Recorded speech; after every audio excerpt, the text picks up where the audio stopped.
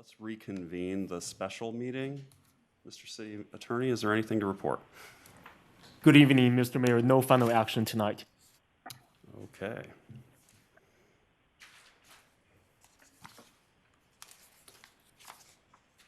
That being the case, I'm going to adjourn the special meeting and convene the regular meeting of the Folsom City Council for March 23rd, 2021 at,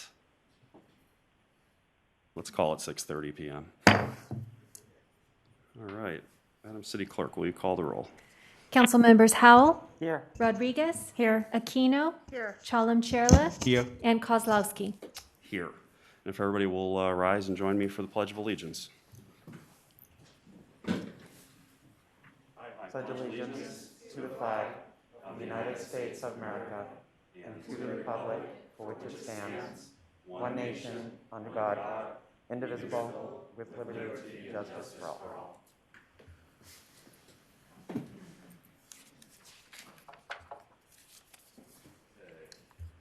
Do we have any agenda updates?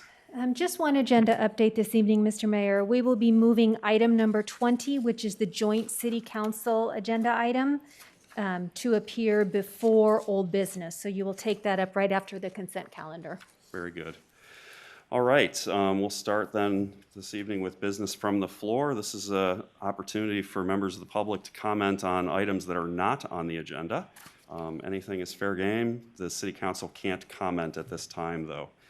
So if you'll please call for comments. Will do. We have 5 speakers under business from the floor this evening. First will be Heather Riley, and Heather will be followed by Michael Myers.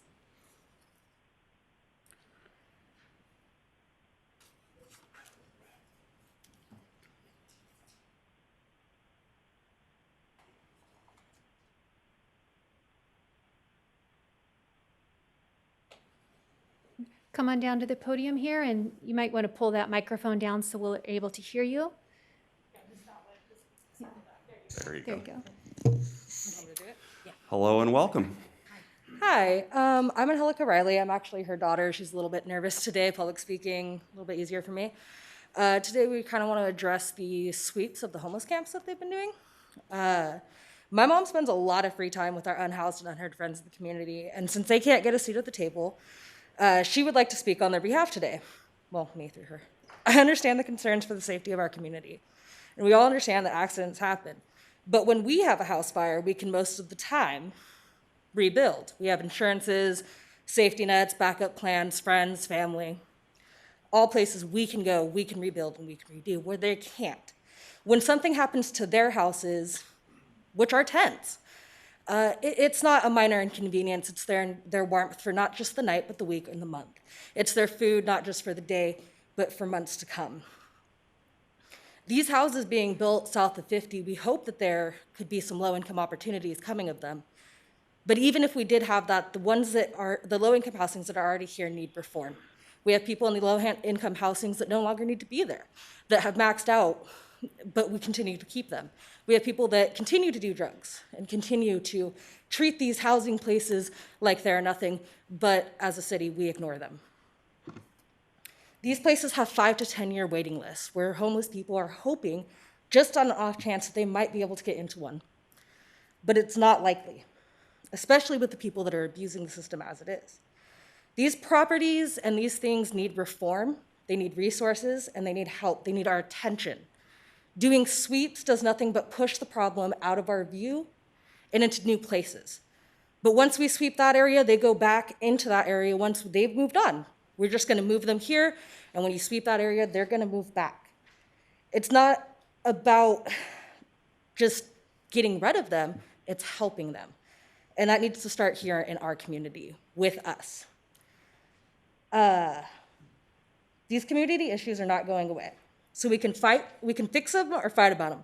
But the bottom line is we need resources for these people. I've heard a lot lately about people talking about our homeless shelters not being filled or utilized to full capacity. But most of these people out here would rather give that bed to a woman and a child, for someone more needing than them. So they tend to not go there. These places also tend to have very limited space and will only let you stay 1 night to 2 nights. And then they kick you out. Whereas these homeless camps that they have built, It is a guaranteed place to stay every night, which is something that they haven't had. The sweeps don't do anything but harm their mental health, which is already fragile. So today, I stand here on behalf of Bree and Jay, Ira, Carlos, and every unheard voice on the streets of our beautiful city. I'm here in remembrance of Jeff and Robert, who lost their lives waiting on housing. I just want to thank you for your time and your consideration. Thank you for your kind and generous thoughts. Okay, our next speaker will be Michael Myers, and Michael will be followed by Reed Bells.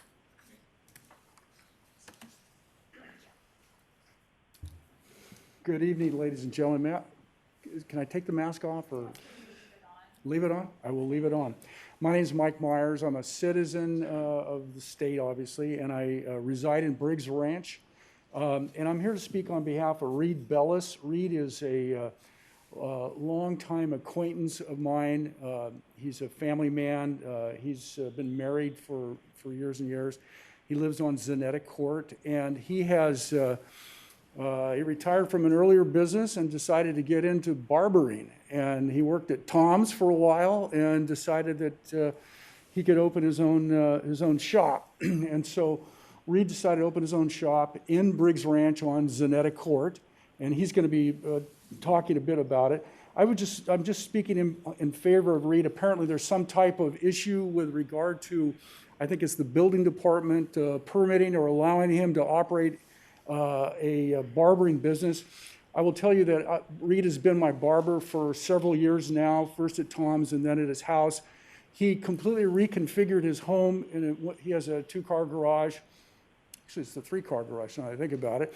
And he configured the smaller part of the garage into a barber shop. It is very tasteful. It is completely behind a garage door. When it's not in operation, the garage door goes down, so it's not as if you're looking at a barber shop full time. He doesn't have a barber pole out front. There are no signs.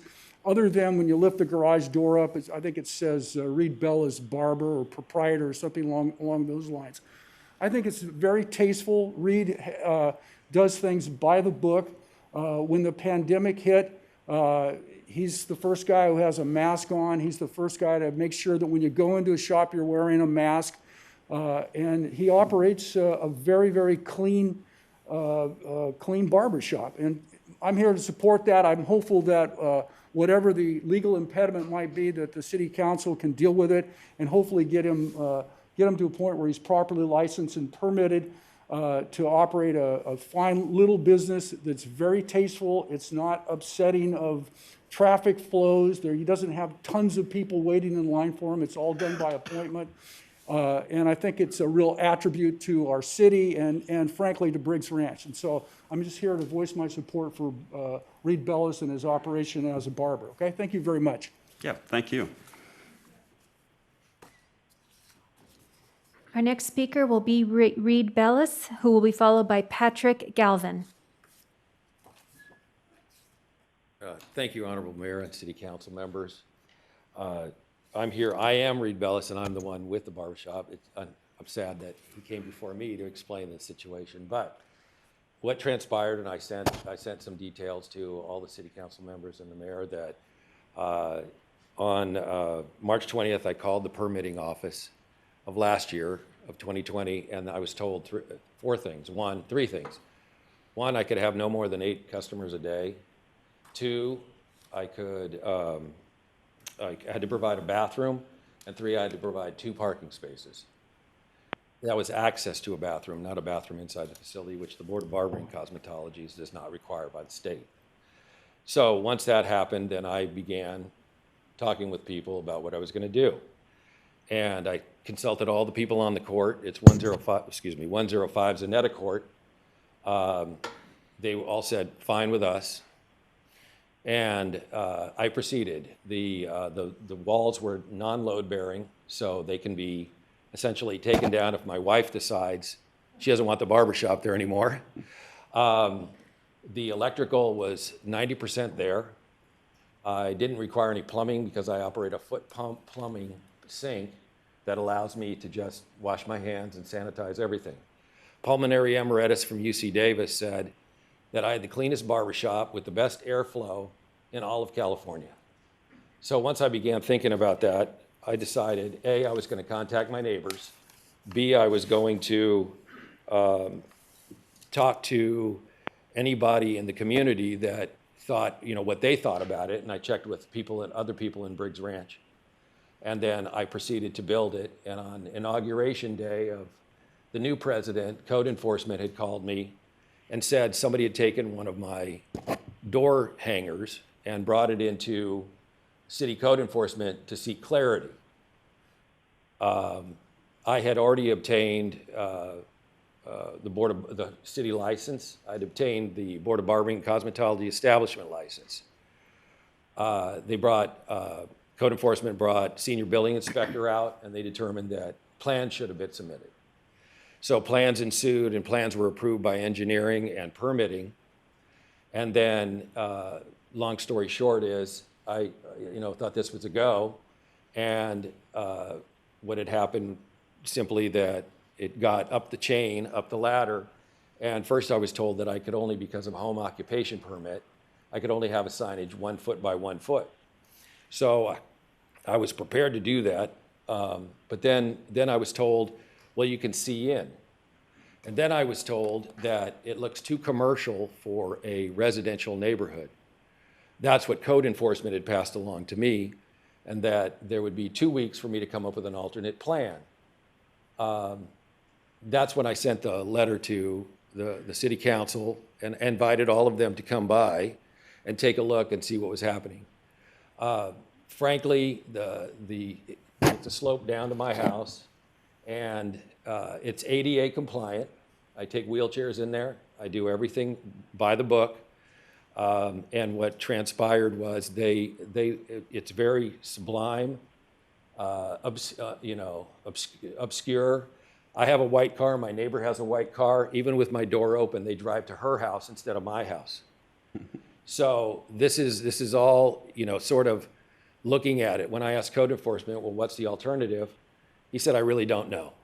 Well, at this point, I'm not going to move the goalpost until I figure out what I'm supposed to be doing. Mr. Bellis? Yes. Normally, we give 3 minutes Oh, for I'm sorry. comments here. Please finish your thought, but I do need you to wrap it up. Okay, I appreciate that. Yeah. Let's see here. The reason I did this was the pandemic changed things for the immediate and forever. That there would be a community barbershop, someplace where people could walk to with their children, and it would be tasteful, and it would be respectful, and all those things that I've seen in the community. In Briggs Ranch, as a matter of fact, is my business has grown by almost a third from where I was at another barbershop. So clearly, I believe the community endorses it. My neighbors on the court endorse it. And I thank you for your consideration to how this might be mitigated. Thank you very much.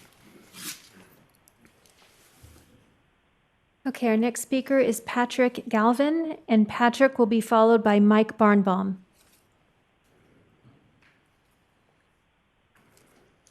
Hi, good evening. Thanks for giving me the opportunity to speak this evening for just a moment. I'll be brief.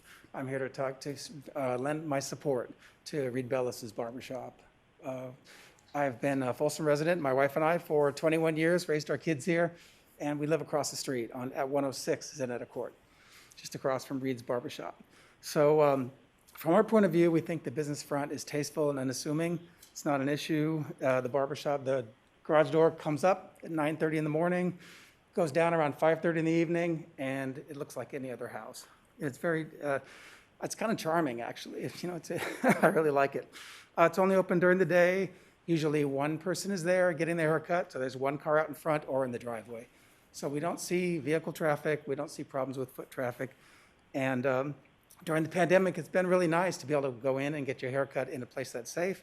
No one else is there. Use proper precautions. Reed shut down during the pandemic when he couldn't see clients. And even though my haircut doesn't take very long, I still need to get one occasionally. And I'm really appreciative to have him in the neighborhood. So, at a larger barbershop, there's a lot of foot traffic, a lot of exposure. So I think there's a benefit there as well. So thanks for listening tonight. Appreciate it. Terrific. Thank you. Okay, your last speaker under business from the floor is Mike Barnbaum. Welcome back, Mr. Barnbaum.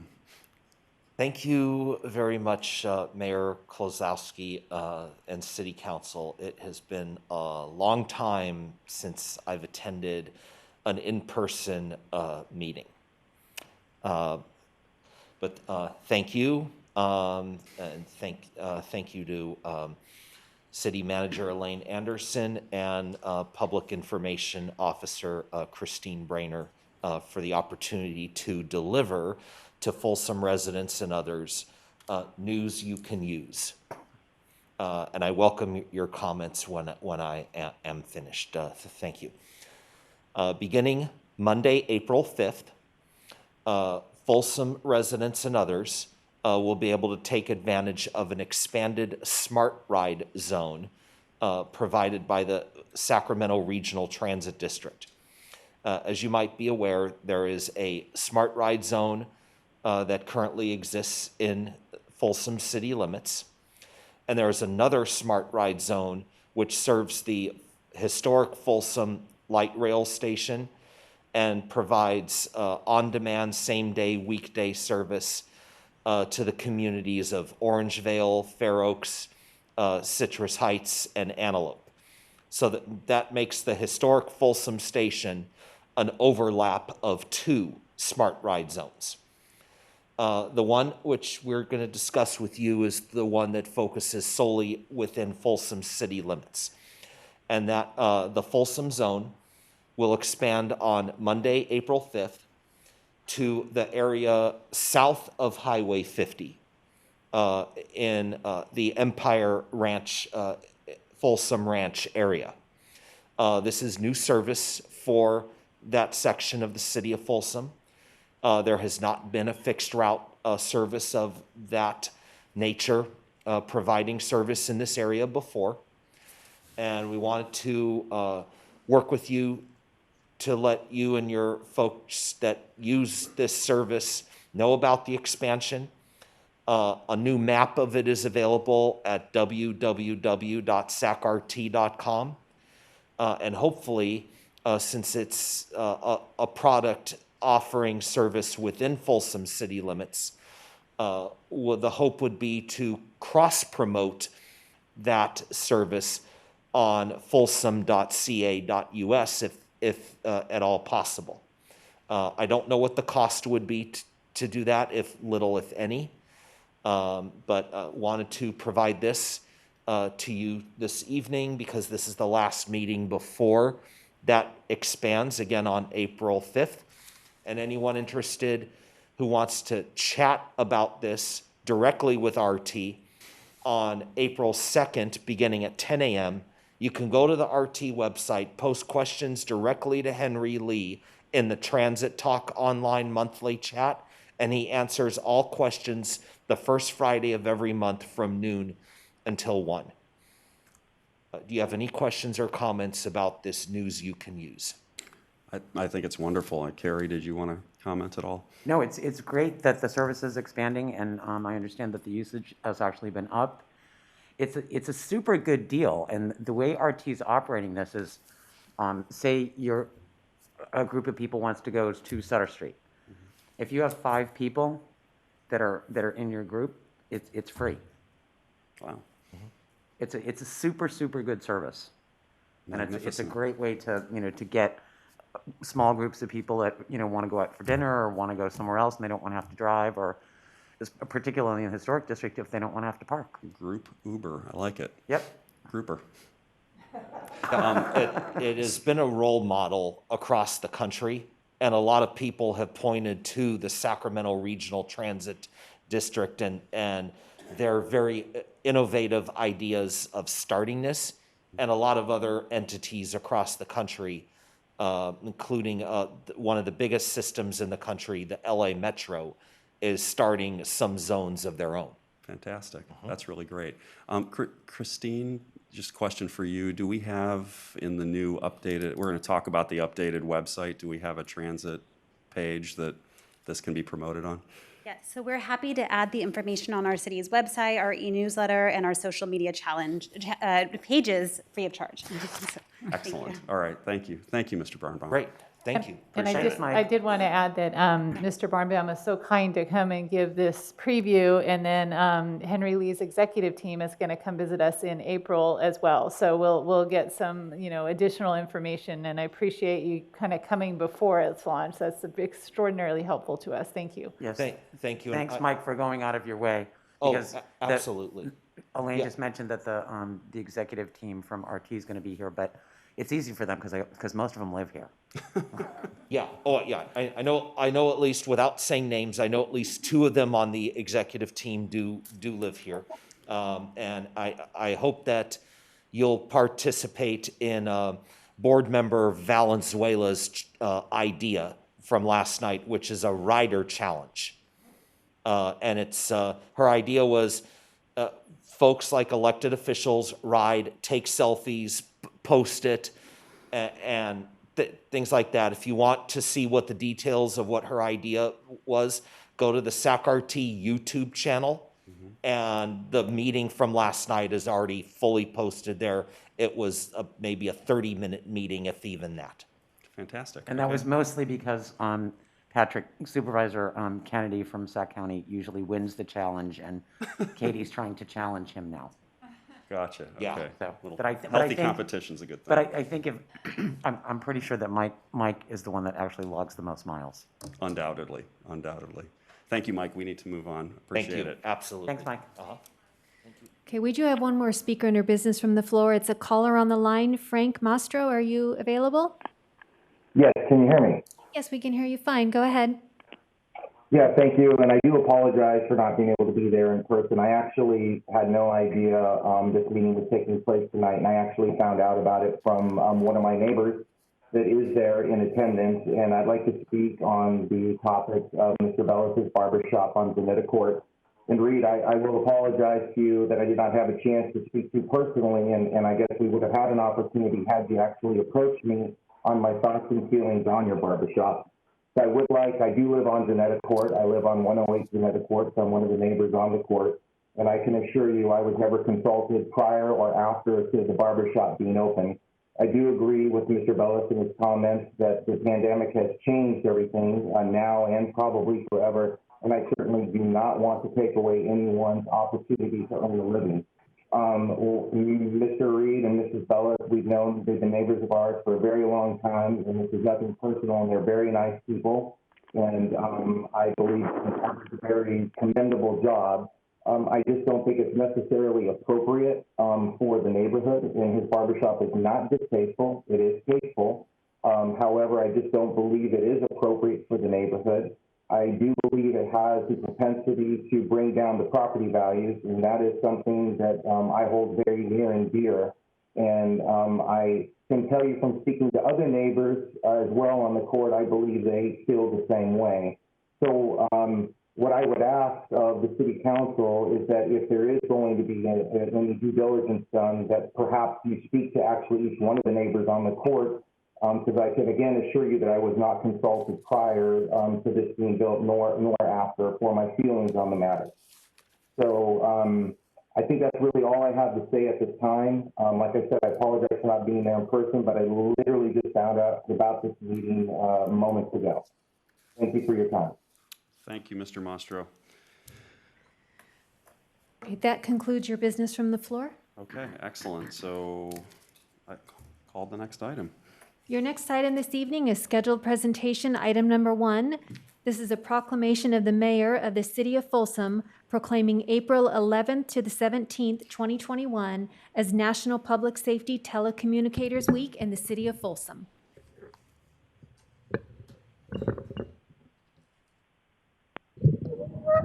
All right. You guys come on up. I have an award for you. So I'm going to let you hold this while I read it, what it says. Okay. So this is a proclamation of the mayor of the city of Folsom proclaiming April 11th through 17th, 2021 as National Public Safety Telecommunicators Week in the city of Folsom. So Telecommunicators Week was created in 1981 by Patricia Anderson of the Contra Costa County Sheriff's Office to raise public awareness of the hard work and dedication of public safety communicators. And in 1991, Congress enacted a formal proclamation, which was signed by President Bill Clinton, designating the second full week of April as National Public Safety Telecommunicators Week.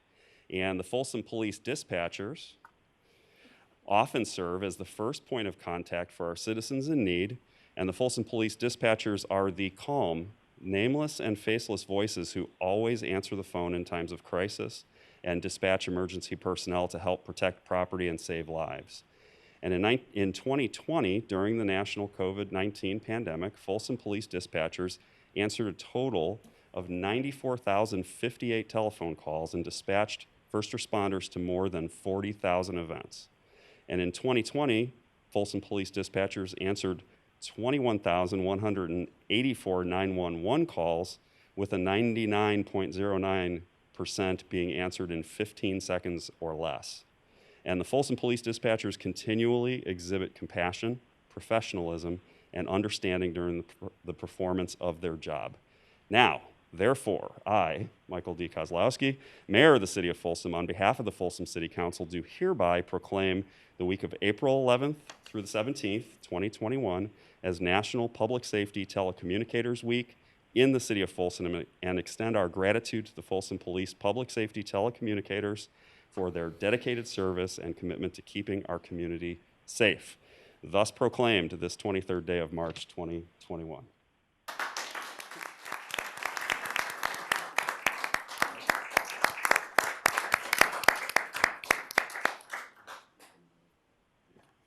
Mayor, City Council members, thank you for honoring our dispatchers.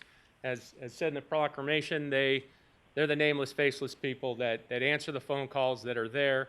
They're both here on their days off. Ashley standing next to me, who actually was in a class all day today. They're both prior recipients of the Dispatcher of the Year Award, which we do yearly. That takes into consideration many things that go on behind. Elva on the far right has done Project Lifesaver and our Vitals app. Ashley this last weekend, just hearing a click of a transmission, immediately dispatched other officers to an officer who was actually in a life or death fight over a gun with a bad guy. But it's what they do every day that allows me to stand here in front of you. There's 11 of them now working in our center, answering 94,000 calls just last year. So thank you again.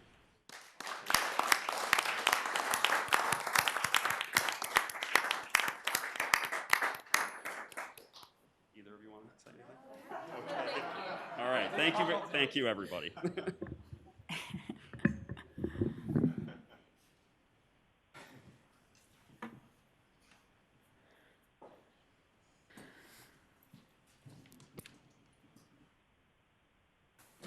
Okay, call the next item, please. Okay, your next item this evening is item number 2, which is a presentation of the new City of Folsom website.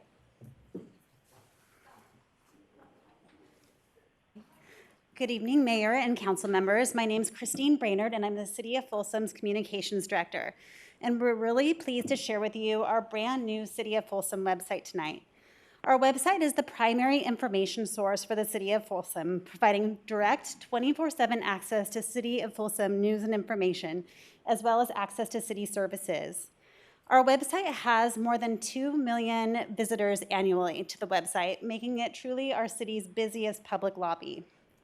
In March of 2020, when the COVID-19 crisis began, we really saw firsthand the importance of having an accurate and responsive city website and reliable city website. At a time when news and information mattered more than ever, we found our community going to our website for local news and information about the emergency, including emergency orders, public health orders, and updates to the city's programs and services. In fact, in just 3 weeks, we had over 40,000 visitors to the COVID-19 webpage on our city's website. So our community really turned to us as a trusted news source, underscoring the importance of having a quality website. The City of Folsom website is the first impression of the City of Folsom for many in our community. And for a lot of community members, it's the main way that our residents and business community members do business with the city. So 18 months ago, we set out to create a new website to overhaul the existing site with the goal of improving functionality, navigation, search functions, branding, and informational content. It was also a top priority to make sure that our website met ADA standards, ensuring that our content and our images are accessible to those who have disabilities and must navigate by voice, screen readers, or other means. We started out the project by surveying the community to determine what the top priorities were for the new website. And what we found were that our community wanted to see improved functionality, search engine, better organized and easy to find information, online forms, online scheduling, and improved content. And the number one priority for the community was an enhanced utility bill pay experience. And so we will have a new utility bill pay service or portal on our website in the summer of 2021, and that will integrate with our new website, and it will drastically improve the utility bill pay experience for our customers. We developed a city website team comprised of a staff member from every department, and we built this website from the ground up. And the site has been completely redesigned, reorganized, streamlined, and rewritten, and consolidated. We started with 1,100 web pages and brought it down to 600, making it easier to find information about city programs and services. We also focused on building out a very robust economic development web page. So as we focus as a city on rebuilding, recovering, and supporting our business community, we'll have an online resource to help better support our business community. So the site launched yesterday, and we're really proud to show you the new site. And Chris Shepard, our communications officer, is going to be giving you a tour of the new site.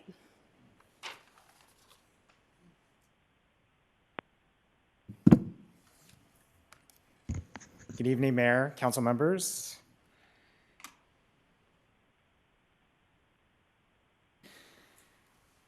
I'm excited to share what was months of hard work by the web team, our partners at Granicus, and the communications office. This is Folsom's brand new website. The first thing you'll notice is that the site is mobile first and search centric. Over 60% of our web users visit the website either on a phone or tablet, so the site was built with this in mind, with a hamburger-style menu button and responsive design. As you can see, when the site is viewed on a phone, it is just as dynamic as viewed as on a large screen, and all features function just the same. In our surveys of the community on some of the biggest complaints with the old site was it was hard to find what you were looking for, so we added many ways to find information on the new homepage. The search bar is front and center, and part of that search bar is an address lookup. If you type in an address and hit enter, it launches the brand new web portal for the GIS system. This is for public to use. You can look up any address in Folsom. You can view information such as zoning, the closest park, the closest trail, your evacuation zone, and many other location-specific information. Public transportation? Actually? Yes, I can see it on there. That is, I do not know if it's specific public transportation is on there, but I will speak with the JS. Yeah, Mike will take care of that. Yeah. No, the light rail is shown. That's why I commented. Oh, yeah, light rail's right here. There you go. We need to make Mike an honorary resident of the city of Folsom. Heck yeah. So that's the address lookup. You go back to the home page. So the main menu has been simplified. It's right here under the hamburger button on the top left. It is simplified into 4 sections, so residents, government, business, and visitors. All of them are visible at once, unlike the old website where you had to click into each one, and each menu is simplified. Down at the bottom, you'll see our social media center with links to all our social media pages and a button to our emergency information page. At the top is an emergency bar. This is meant to be temporary for when you're in emergencies, which we are now with COVID-19. So right now we have the COVID-19 information and a link to our COVID-19 pages and resources. The next section of the homepage is our services page with buttons to our top search services on the top here and our service finder below. Our service finder uses action words to find a service that you may be looking for. So for example, if you wanted to visit the Folsom City Zoo Sanctuary, you click right there, click Learn More, and it brings you right to the zoo's page with hours, information, location, online ticketing, etc. And diving into some internal pages, we'll open up the Community Development Department homepage. All the department homepages have a large photo banners at the top, call-out buttons to the most searched for information, and large areas for content.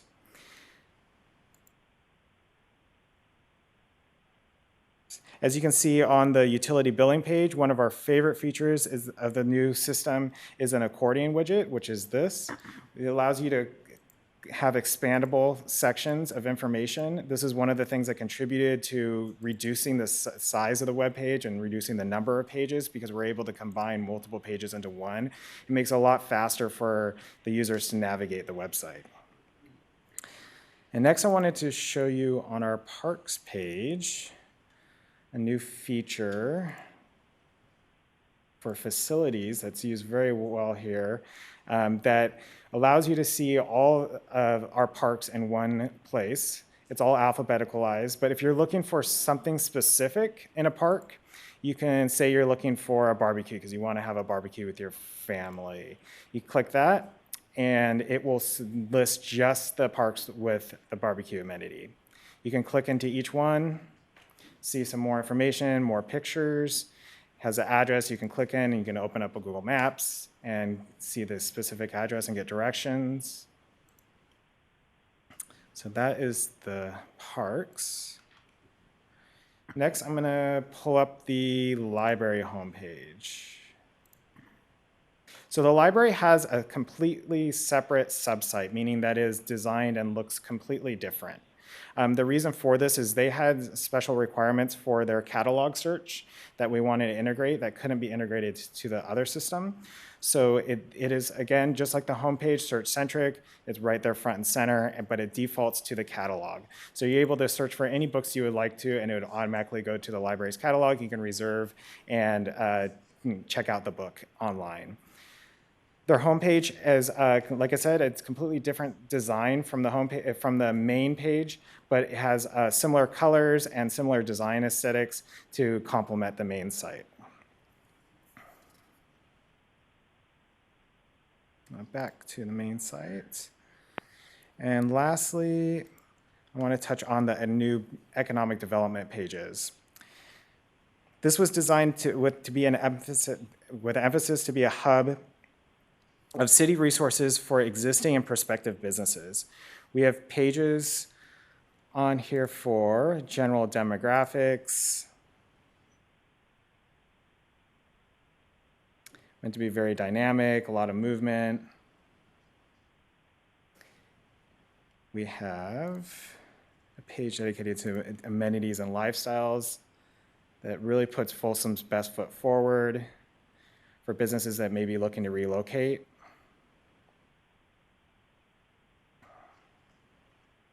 And the last one I'm going to show is services to help expand or start your business in Folsom with links to city services along with links to the Folsom Economic Development Corporation and Choose Folsom that will help businesses that are looking to possibly expand or move to Folsom. So I encourage you all to visit our new website at www.folsom.ca.us. Thank you. Marvelous. 1994 AOL is very jealous of your bandwidth. We're happy to answer. Comments or questions from the council? Rosario? Great job. Yeah, great job. That's unanimous, I think. Sarah? Yes, thank you. We know it was a labor of love, and we appreciate it. I've only got to explore it a little bit, so I'm looking forward to seeing more in the weeks and months to come. But I did notice one thing that I want to bring up, and I hope that this is not a major fix. I don't know if it's the same for every department, but if somebody wanted to email the city council, if you go to the council page and you bring up my name, there's a button where you click on to email, and it just does it automatically. It does not show my email address. And I'm wondering if it's possible to show the actual email addresses. I know that's the way I like to do it, especially if somebody wants to email all members of the council. You just want to jot down the email address, send one group email, or if you want to put that email address in a database or something like that. Yeah, we can change that Okay. to allow this. How it's set up now is a widget, and it kind of does it automatically. Right. But we can change it so it's manual. Or just content and somewhere put it in there Gotcha. actually list the email addresses. Yeah, Yeah. of course. Okay. Yes. Okay. Thank Absolutely. you. Yeah. Good. It's And Christine- unfair. City council picture is very small compared to everyone's. If you can see it back. I'm just kidding. So, see, it's very small compared to everyone's. Put it at the top if you want. Yeah. Nice. No, this is a great design. Chris- You know, me being the computer science engineer, and throughout my life I work for technology. It's awesome, very innovative. And also I want to appreciate when you click on that burger type of menu, you put the residents first, than government. I just want to bring those points, residents first. Government follows you. The only thing I know, Christine was asking. Also, you guys sent us, give us a feedback. Will this allow to post any community events, what's going on in our town? I know this is a city-specific website. I do know Chamber has that features of, somebody can go and post what's going on in our town for the entire residents. I don't know whether it's an, they can post, and if it is not appropriate, we can delete it. But if anybody goes there, they can see it, what's going on. I love my mom run is a city organized events, but likewise, there is a 10 plus runs are going on in our town. How does people know about those 10 plus runs? So the city's website does have a newsroom, and that features the latest press releases, news articles, links to social media, and our e-newsletter. It doesn't allow for that two-way engagement, but our social media pages do, and those are regularly updated by the city as well as our other departments, including police, fire, library. And so those are the platforms that we use to engage with the community in a two-way manner. Yeah, awesome. Thank you Christine? once again. It's an awesome product. Christine, can you guys change my phone number to my cell phone? Sure. Because if anybody's trying to reach me by phone, unless they call between midnight and 9 o'clock in the morning, they're not going to find me at home. Sure thing. That's an easy fix. And I just want to take the opportunity to personally thank Christine and Chris, who have this has been a labor of love. And we've been talking about this since the day I became city manager, when they explained to me what a hamburger menu was. So I didn't really I put never that knew together that's what that was immediately. called. It looks like a little hamburger, so I learned that, and here we are. And it's just amazing to see this unveil.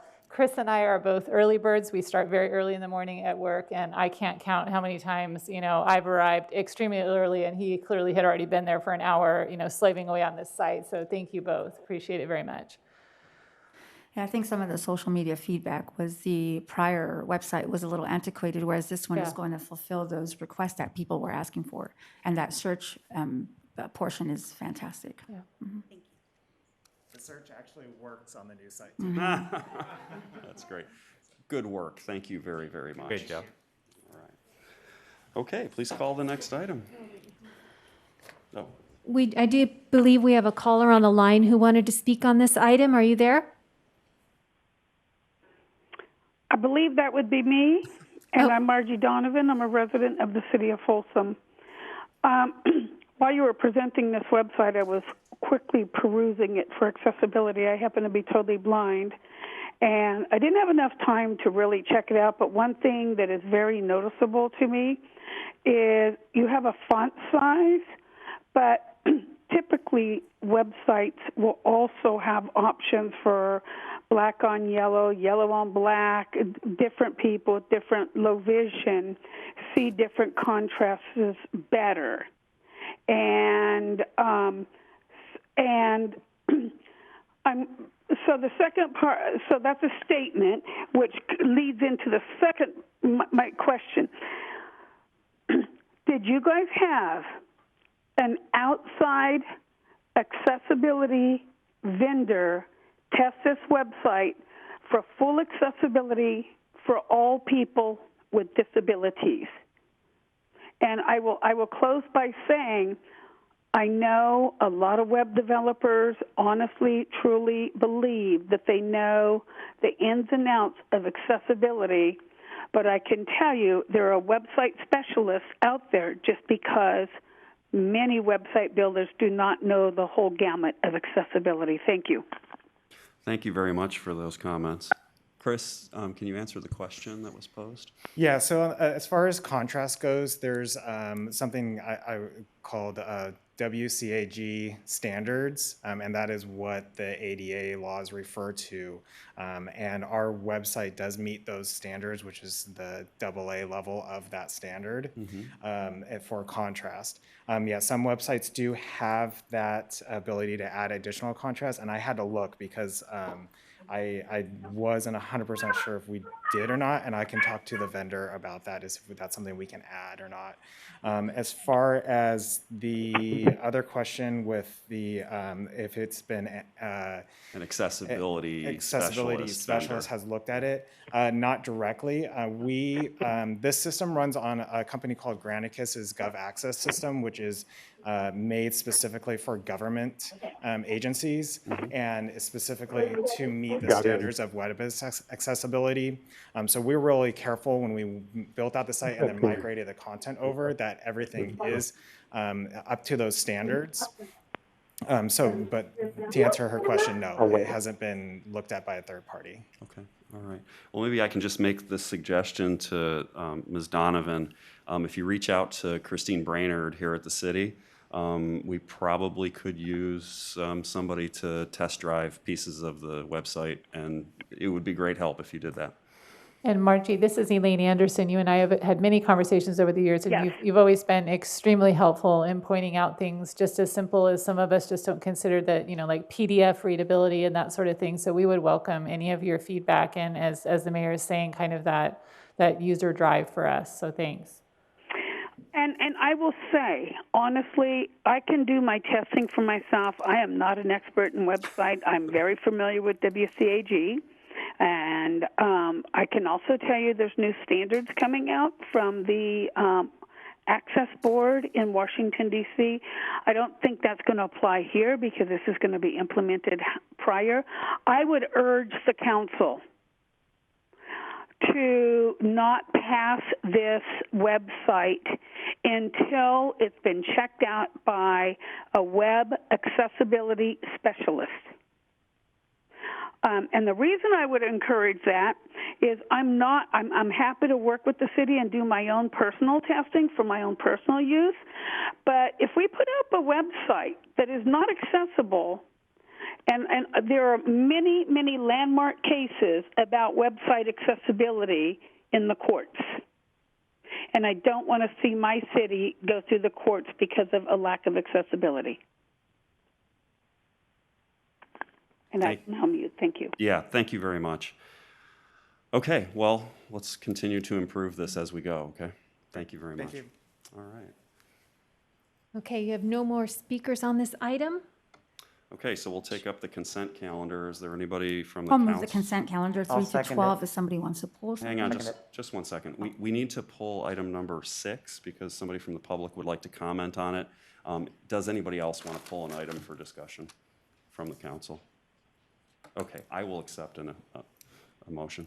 All right. So I'll move 3 through 12 with the exception of 6. Second. Okay, we have a motion and a second. Please call the roll. Councilmember Howell? Yes. Rodriguez? Yes. Aquino? Yes. Chalem-Cherla? Yes. And Kozlowski? Yes. Okay, can you call item number 6, Okay, please? so item number 6 is the 2020 General Plan Annual Progress Report, including the Housing Element Annual Progress Report. And the council received written comments that were requested to be read into the record, so I'll do so now. Please proceed. They are from Bob Delp, and he writes, "Good evening, Mayor and council members. My name is Bob Delp, and I am a resident of Folsom's Historic District. Item 6 on your meeting agenda is 2020 General Plan Annual Progress Report. As noted in staff's status summary matrix at page 62 of your packet, General Plan Safety and Noise Element Action SN1 requires the adoption of a citywide noise reduction program. The focus of Action SN1 is traffic noise, and the action identifies several specific traffic noise reduction measures that are to be included in the noise reduction program. Such measures include reduction of speed limits and additional enforcement of speed limits and exhaust noise laws. It is increasingly evident that the predominant traffic-related noise source in the city is vehicles with exhaust systems that have been intentionally designed or modified to be loud. On most city streets, hundreds of cars can pass by a given location, creating noise from the hum of tires and swoosh of moving air, yet with relatively low noise levels. However, excessively loud vehicles are becoming much more frequent and are substantially degrading the quality of residential life, business, and outdoor activities throughout the city. It would be unfortunate for the city to need to limit development, build tall, visually disruptive noise barriers, and/or take other broad noise mitigation actions when instead a focused effort of public outreach and targeted enforcement to reduce the number of excessively loud vehicles on city streets could be implemented. The required implementation timing for Action SN1 is 2021 to 2025, but the problem is here now and getting worse.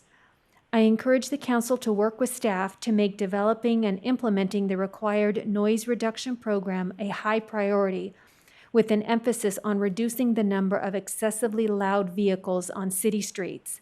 Thank you for your consideration.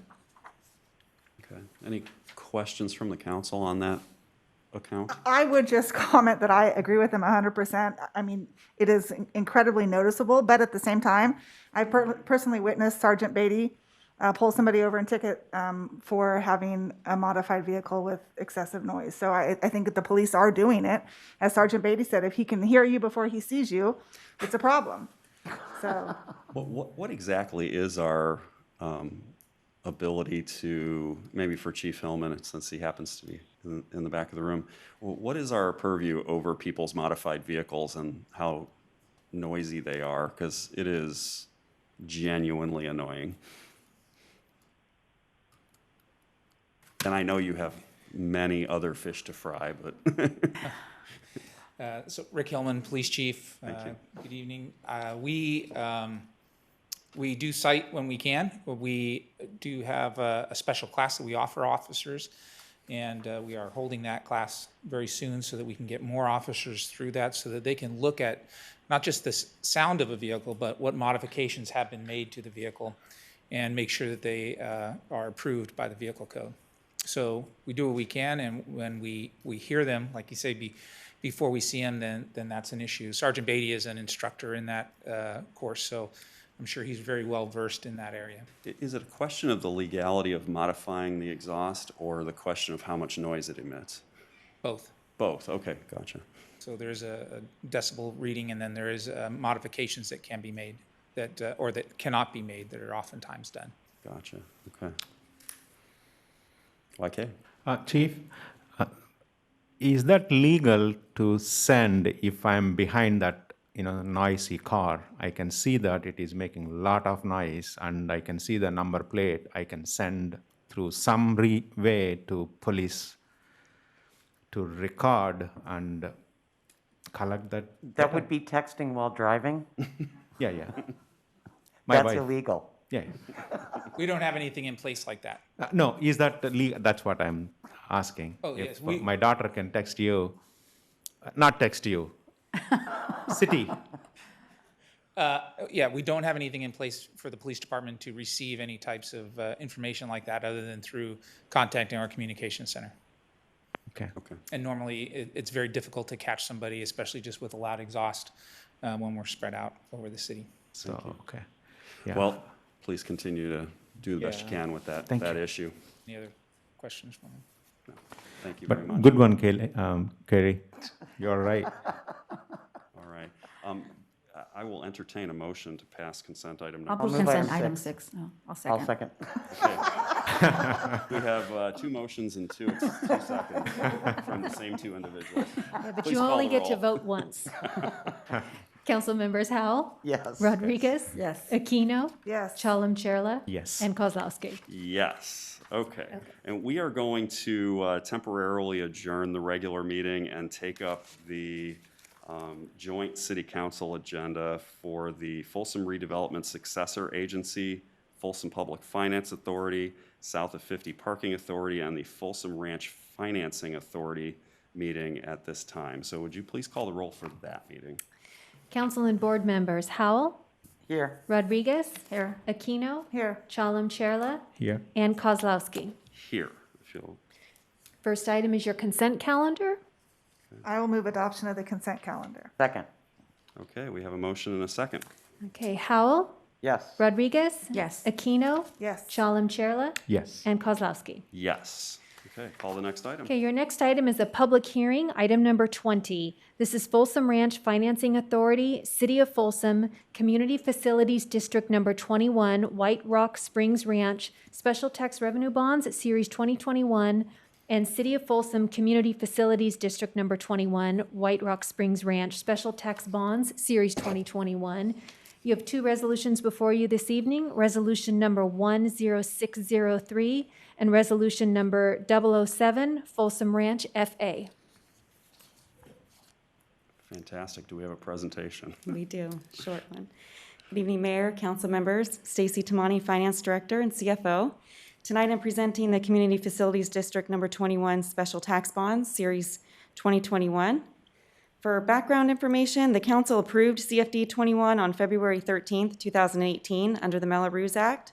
This was for the purpose of providing for the construction and acquisition of certain public improvements to serve property within the CFD.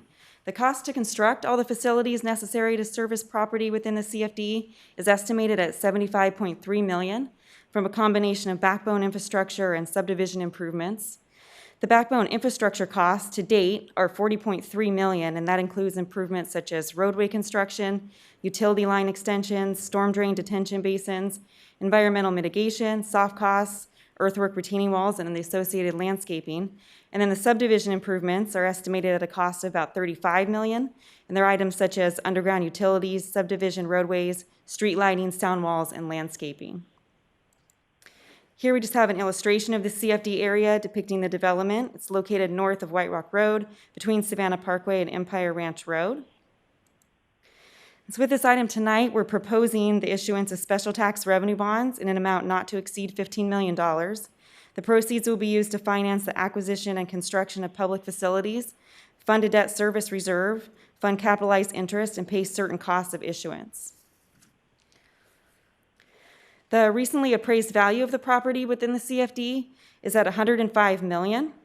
And in compliance with the city's properties, this debt issuance will provide a value to lien ratio of 4.4 to 1. And also in compliance with the city's policy is the projected tax burden per parcel of 1.69% for a single family unit and 1.84% for a single family high density unit. By approving these resolutions, you're approving the form of various required documents that are listed here on this slide, and you're also authorizing the officers of the city and the officers of the Folsom Ranch Financing Authority to execute any and all documents and take the appropriate actions to prepare to issue such bonds. And so with that, I recommend the approval of City Council Resolution 10603 and Folsom Ranch Financing Authority Resolution Number 007 FRFA. Okay. And we do have the financing team on the line if there's any questions. Fantastic. Can I hit you with one question? If you can back up 2 slides, the tax rate within the CFD 21. How does that compare to the rest of the city? They are all under 2%, Okay. so it's comparable. All right, fantastic. Thank you. Are there any other questions from council members? So do we have to open the public hearing for this? Yes. If there's no questions from the council, comments from the public, please. Open the public. We're opening the public comment period. I just gave now. you the hint, Mike. I think I muttered it through my mask sideways from my mic. So you have one written comment submitted for the record this evening from Lorette Laurent. And she writes, having never before seen such a fulsome legal notice for bond approval by all 4 or 5 joint agencies with the identical members, PRA request is clearly intended to learn what public project infrastructure exactly is involved, what Folsom Public Works project and infrastructure standards were used, what is the city engineer sealed signed cost estimate, and what are the blueprints he used to calculate costs and all the taxes and other public business alluded to in a legal notice in Folsom Telegraph published March 18, 2021, just 2 business days to obtain and review all this public business bond issuance matters. Our at-large elected officials might not care, but we who fear raw sewage backing up into our historic area homes, we are more savvy. Permit me to observe that when Mayor Mike Kozlowski visited my homes in Old Area to view proper sealed, signed engineers' reports and blueprints, he had a peculiar attitude of total disregard for public engineered documents and disdain for even looking at my public presentations to RWQCB, USBR engineers, SWRCB engineers, city councils of old, and other venues. It seemed as if he had no interest in this part of city and no respect for my decades of experience. That is just a statement of fact. A licensed engineer's seal signature on it did not convince him to even read what was approved. Bravo, Scott Rafferty. We in so-called historic area are treated like non-residents with no attention to our valid concerns. That is public comment from March 23, 2021, Folsom 5 joint agencies and same elected council sitting on all of them. Surprise me. Show me bond issuance reports bearing city engineer Steve Cron's seal signature. It would make a huge change. And you have no other written comments and no other requests to speak. I'll move the item. I'll second. Okay, we have a motion and a second. Mr. Mayor, may I suggest that we move them separately? Okay, I'll entertain a motion for Resolution 10603 first. So moved. I'll second. Council members Howell, Yes. Rodriguez, Yes. Aquino, Yes. Chalem Chella, Yes. and Kozlowski. Yes. All right, and Resolution 007. I'll move resolution number 7. Second. Call the roll. Councilmember Howell, Yes. Rodriguez, Yes. Aquino, Yes. Chalem Chella, Yes. and Kozlowski. Yes. Okay, I will adjourn the meeting of the agencies and resume the regularly scheduled city council meeting with our old business item number 13, please. So old business item number 13 is resolution number 10600, a resolution of the City Council confirming emergency order DES 06-20 issued by the Director of Emergency Services. Good evening, everyone. In my role as your city manager and also your director of emergency services, I did issue emergency order DES-06-20 on March 8th. You should see it as attachment 2 in your packet, which is on page 117. As you know, due to the COVID-19 pandemic, the governor of the state of California declared a state of emergency back in March of 20. The County Board of Supervisors followed suit in March of 20, and you as the Folsom City Council declared the existence of a local emergency on March 16th, 2020. As your city manager and emergency services director, I'm empowered to make and issue rules and regulations reasonable related to the protection of life, environment, and property as affected by the emergency. Just as a review and in brief, my emergency order states that the open space areas in the city of Folsom identified in Exhibit A on page 121 of your packet are subject to weed abatement and ladder fuel clearing for the purpose of protecting the public's health, life, and safety by preventing the start of spread of wildfires to surrounding residential homes and structures. You are likely aware that the Sacramento County Health Order dated March 3rd, 2021 allows for the removal of homeless encampments on public property that pose a public safety hazard. The city has a vast number of open space areas that require annual and periodic weed abatement and ladder fuel clearing to prevent the start of spread of wildfire to surrounding residential homes and structures. And some individuals experiencing homelessness live unsheltered in those open space areas. Combustible materials like butane canisters, Propane, lighter fluid, matches, lighters, charcoal, candles, and even heaters have been found in these encampments in the city's open space areas.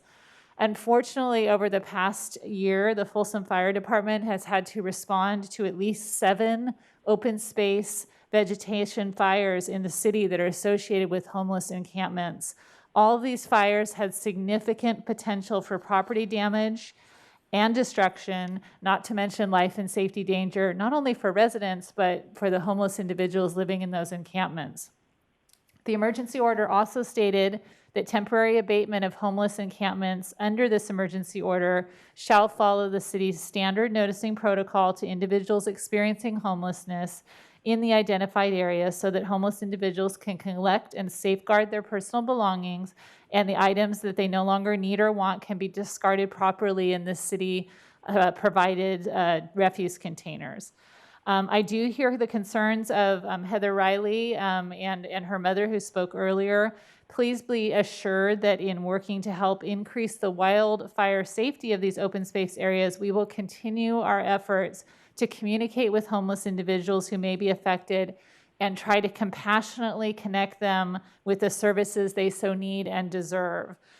Drawing upon the expertise of our police department, our code enforcement division, our homeless navigator, and also our social worker. So consistent with our municipal code, which dictates that such emergency rules and regulations must be confirmed by the city council at the earliest practicable opportunity, I respectfully ask that you approve resolution number 10600, a resolution of the city council confirming emergency order DES 0620 issued by the Director of Emergency Services. And please let me know if you have any questions. Thank you. Rosario, anything? No, but I would concur with the concerns there of the fire risks. When I went on the ride along, that was one of the big things that stood out, was the concerns for other residents with just, you know, things that could cause fire. So, very good. Carrie, any questions? Sarah? YK? Okay. Yeah, we have no choice but to live where, well, we have a choice of where we live, but we have no choice of changing how our temperate landscape is and how dry it gets, and the fact that we live within the urban wildland interface. So fire is a present danger. Public comments? You have none. I'll move the resolution. I'll second. Okay, we have a motion and a second. Please call the roll. Councilmember Howell? Yes. Rodriguez? Yes. Aquino? Yes. Chalem Chierla? Yes. And Kozlowski? Yes. Thank you. Okay, call the next item. Okay, that please. takes us to item number 14. This is further direction to staff on future use options for city-owned property at 405 Natoma Station Drive. Before we start with this one, I just want to make clear, I asked for this to be brought back to us just to expand a tiny bit on the conversation we had at the last meeting, specifically with regard to the time with which we will implement city services and whether or not we want to entertain a temporary use in the meantime that would be run by someone else. Lorraine. Thank you. Good evening, Mr. Mayor, members of the council, Lorraine Pigioni, your Parks and Rec Director. So tonight, following the staff presentation on March 9th, the City Council, we presented our proposal about the future options at 405 Natoma Station Drive. We presented the fact that it could be retained to city operations, lease the facility, or sell the facility. The council ultimately gave the direction to staff to use the facility for parks and recreation programming and services. And as Mr. Kozlowski just mentioned, staff would like further direction from the City Council to explore the possibility, if there is those openings for other options prior to us or simultaneous with us programming it. If I could, I just had a few slides, one main slide and then one about the direction requesting. Just to provide a little bit of background, after the March 9th meeting, I did meet with my staff and we talked about how and what we would do to program the facility. We created a plan, we have revenue ideas and numbers, and happy to share that with you should you ask those questions. But in the meantime, I just wanted to share with you our current practices. We do rent our facilities And the structure has basically been for days, days or hours, for events and day uses. I also wanted to point out that we have many private public sort of partnerships as we do our business and provide our programs and services for our community.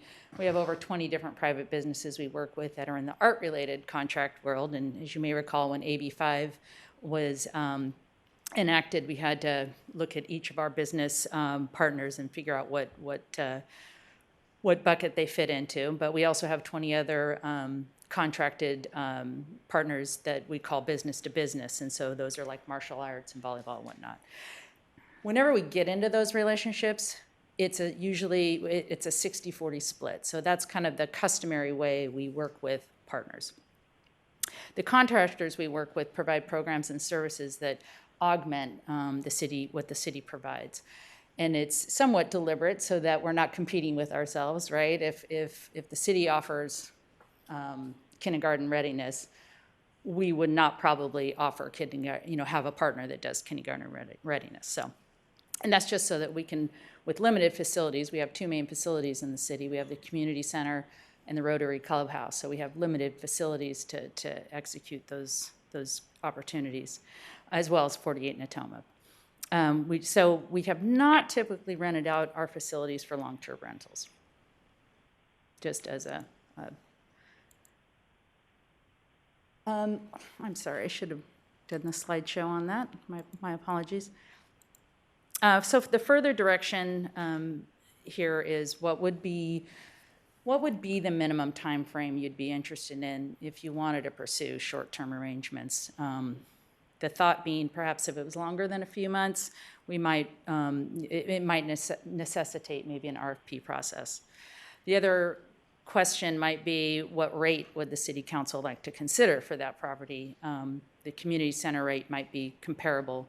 Since it's such a new facility for us, we haven't put together any rate program. So with that, those were just the couple upfront ideas I wanted to share with you, and certainly available to help answer any questions you may have.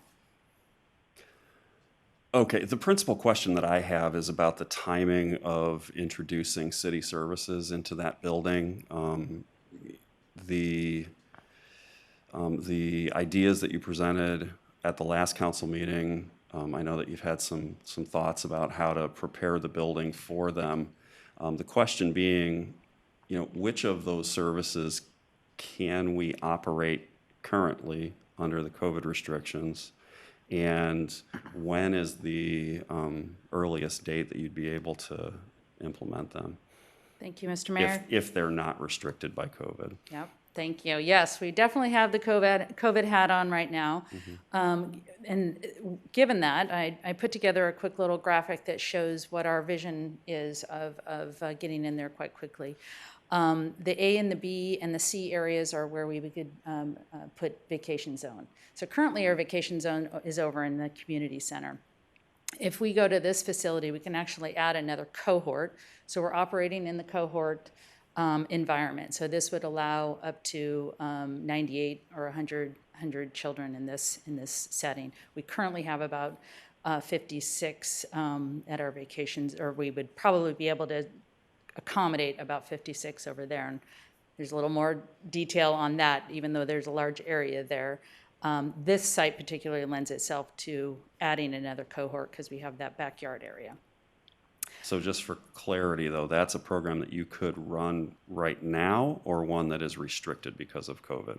We could run right now. Okay, thank you. With the new restrictions. Okay. Well, we could run it right now, but we've got work to do inside that building, and that work needs to happen right away. And I have a slide on that. I was gonna get to that question. I just wanted to have a sense that we were talking about things that could be implemented as soon as renovations were complete. Absolutely, and I do have a slide on that. Yeah, there's definitely some work that can be done, and some of it should be done up front, whether it's us in there or somebody else. The other aspect that we could get in there, so Vacation Zone, just to back up, is a summer program, right? It's June, July, August, so it's right in there with and we have time to make some of the improvements that need to be made in order for that program to move forward. Yes, we believe we do have time to do that. The nice little polka dot area is where our Fun Factory and kindergarten readiness would go. Those two areas are the areas where Fun Factory is currently over at the sports complex. So it's occupying a room that could be rented. So once we take that out of there, we could rent that when, you know, it's rentable for like birthday parties and whatnot. Kindergarten readiness is over at Hinkle Creek, which once we take those out, we can also, we could make that available for its intended use. Because of the space, we actually can create, we've calculated we can actually create new revenue. So this isn't revenue we're already getting in those places. New revenue from vacations and new revenue from Fun Factory. I put little asterisks in the areas. It's, you know, kind of a little bit of a moving target because any of those rooms could be rentable to other people. But that was always our thought is, let's rent it out when we can. Let's use it for parties. Let's use it for rentable meetings. Let's use it for, like those contractor arrangements I mentioned. That could be great for martial arts, or that could be great for classes programs that we've always wanted to have, Mommy and Me classes.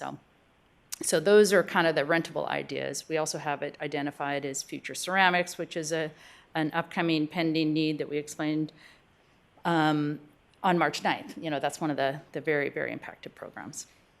And you'll notice they do all have an exterior door, which is a really nice benefit in terms of that kind of rental opportunity down the road. We'll show you. Was there any other questions on this chart? Just a clarification. So, Elaine, are you referring to the revenue that could be generated from the rooms that are vacated? Yeah, just as we have opportunities or, you know, gaps between camps or, you know, whatever might, you know, be happening throughout our programming, that we could kind of wedge in there. Okay, let's do a couple weeks of birthday parties. You know, there's always people are always looking for space for that kind of thing. There's a beautiful park right behind the building, and then we grab revenue for, you know, just one of these buildings while other programming is happening or renovations. So kind of wedging in things as we go to maximize revenue potential. Am I capturing that correctly, Lorraine? Perfect. So the vacation zone, the 26,600 you believe is revenue over and above what we would get continuing to run it in the community center? Yes, and the reason that is because we're going to add another cohort there. Okay. And because there's that outdoor space, we don't all have to be in at the same time. So there's more room for people to be outside, two classes to be inside, and you kind of rotate them. So we have, out here, we don't have a fenced-in area. So everything is supervised, and you kind of move as a small unit back and forth. You know, the community center wasn't designed for the use. We've made it work. This is designed, all the elements of this particular building are perfect for the types of things we do. Okay, and then the new revenue projection for Fun Factory and the other rentable space, those are for the remainder of the year starting when, or? That parallels the school year, so that would be August through August through May. Yeah. Okay, so assuming that you were able to occupy those things by August, you think we would make that 29,340 and 17,280 in addition to whatever revenues we're currently gaining? Yes. We think because we're so close to Natoma Station, and it's a K through 6 school, this is a perfect, safe place. You know, they get out of school, they come over to our program. It's just that was the beauty we saw of the connectivity between that location and the school. It enhances the rentability of it, or usability of it. Yeah, that's undeniable. I just wanted to make sure I understood the revenue opportunity here, because we've had others approach us about renting this during that time between now and when school starts. That could be something to consider. Question? And I do just want to make clear that, you know, does not need to happen. You know, these are just enhancements so that, you know, those nice little stripes and polka dots can go away and we could entertain other options, and that's the point of the conversation. This is why I said I wanted to talk about the time frame for implementation and the revenue that we expect to generate. This is matching up with what we heard on the revenue previously. What we didn't talk about is what the start date would be for these things. So. Good. Lorraine, I think it's a quick question. For this revenue generation, Is that including costs to generate that revenue or excluding cost to generate that revenue? Good question, good question. We believe in the first year or two, we can use our existing staff to staff this facility, because some of them, we're not going to need them where they were, right? So it just goes there. It probably, and I think we mentioned this on our March 9th meeting with you, it will require some part-time salaries. And of course, to the extent we can accommodate it in our existing, we will. But that's our projection for at least the first And it couple also years. doesn't account for the cost to renovate the building. Yeah. Sure. Yeah. Thank you. So then just last bit of clarity, the vacation zone we are currently operating, we'd be relocating it, and then the community center would be available within whatever COVID restrictions apply to its uses. Right, and some of these, I mean, I can't promise this, but, for in terms of any interest out there that might be for short-term rentals, some of those folks might be equally interested in renting the community center, for example. They're a little bit interchangeable for some uses. Okay, excellent. What is how would you characterize the COVID limitations as they are right now on the use of those facilities? For the community center particularly, I guess. You mean in terms of the program? Yeah, what are the characteristics of a program that can be operated? Okay, yeah. And, what does that leave behind? We are following the child care and day camp guidelines put out by CDPH. Okay. That requires allows cohorts of 14 kids and 2 instructors. Okay. So that group is 16 people. And that's why, again, these rooms kind of lend themselves to those sort of pods, right?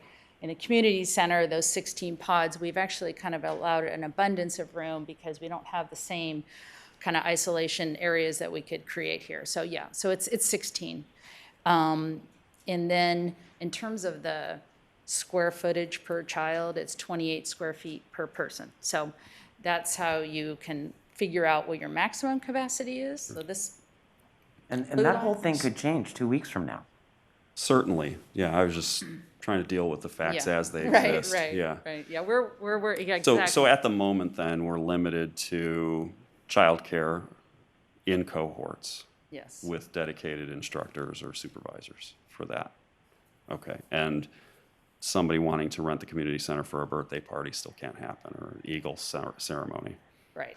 Okay, all right, very good. Well, okay. for gathering, I was going to say, right now, those wouldn't be allowed, but. That's what I'm saying. Yeah, I'm just yeah. dealing with right this instant. Yeah. And I'm hopeful that those restrictions will fall away My over goodness, time. won't there be a flurry of Eagle Scout courts of honor this summer when it opens up a little bit? Yeah, we're going to have to do whole weekends of those for a little while. Okay, so then what other questions does anybody else have? Rosario, anything? I don't have any questions, but I just want to let you know that in the last meeting, at the end, Mike, you gave some very thought-provoking comments that left me thinking about just long-term vision, Folsom, priorities. And I think there was a lot of truth to what you were saying in terms of, when we look at economic development, economic recovery, generating revenue, giving opportunities to families and kids and programs. It just left me thinking, and I think that there was a lot to that I think you were right, when in terms of generating revenue and the position that we're in right now financially. So that's my only comment. I appreciate that. That's why I just wanted to take a little bit closer look at some of the aspects of this that we didn't But I still don't want discuss. to lease out this building. The entirety of the building is what I'm talking about. Well, so my hope here is that we just reach a point where we can affirm that this plan makes sense and understand when it can be implemented. Yeah, I just want to get in there and get the building upgraded to where it needs to be.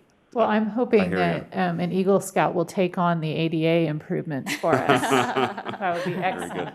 And then I did want to, if the council's pleasure matches up with this, we did have somebody approach the city about doing a private camp at this facility. It may not work here because we've got this, fairly refined plan and I think a good strategy for And the using building it. is a mess right now.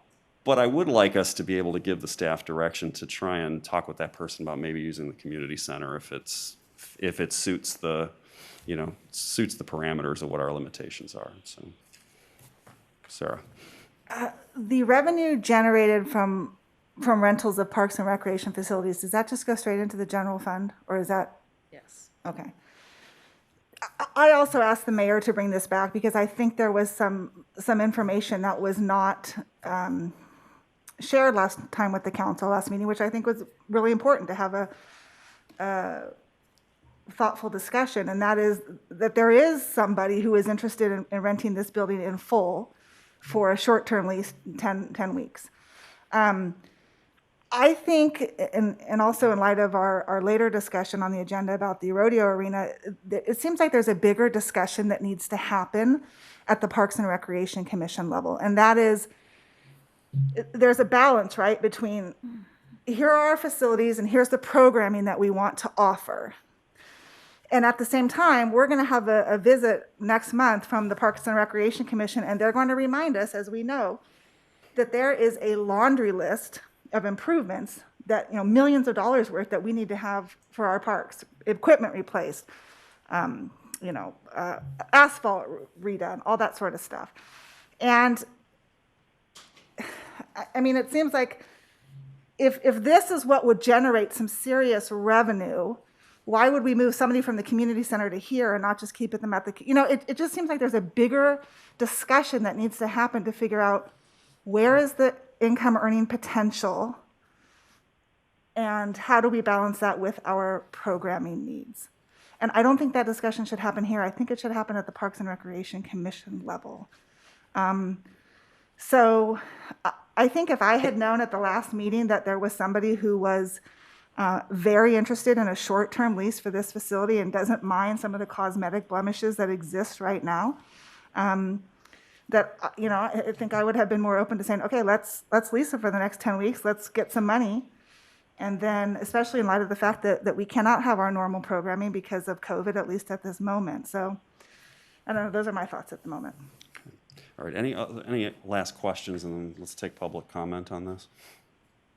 Good, okay. Okay, so we do have a few comments that were submitted written to be read into the record, but first we'd like to take comments from the chambers, and we have a speaker request from Phil Scott. If you'd like to come on down.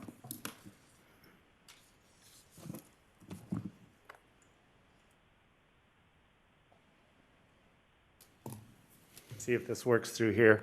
Good evening, Mayor and council members. Thank you for allowing us to speak. Phil Scott with the Greater Folsom Partnership here in Folsom, and also a former Parks and Rec Commissioner who was involved when we first did the planning of this specific building. And the intent was that it would be revenue generating and that it would be a complement to the school being right there, to the park being right there. And it seems like with the fiscal deficit we're going to be running, that looking for something, a bird in the hand versus two in the bush, would be good to entertain having somebody come in as an operator on a long-term basis. And so I would encourage is that not making a decision tonight, obviously, but then bringing this back as part of a bigger plan with other properties that the city owns as well. So we talked about that at the last meeting, just as a matter of historical discussion. And the council decided that we were not interested in doing a long-term lease at this building. Okay. And it was because of the bad experience, frankly, that we had with Brighton School. Okay. And so if we look at the numbers and the question about the new revenue and the length of time that it would take to offset the cost, it seems like it'd be about 3 years as a break even, correct? Honestly, Phil, I would recommend that you look at the last meeting because the renovation costs for the building itself were all included in that. Yeah, and I think it was about $375,000. I don't remember the numbers. That is relatively, that's accurate. Yeah. So then if we take this 138, it'd be about 3 years for us to break even on the cost, and that's with the run rate if everything is available and allowed to run. So the question is, what if it's not? And then we spent that money and that time.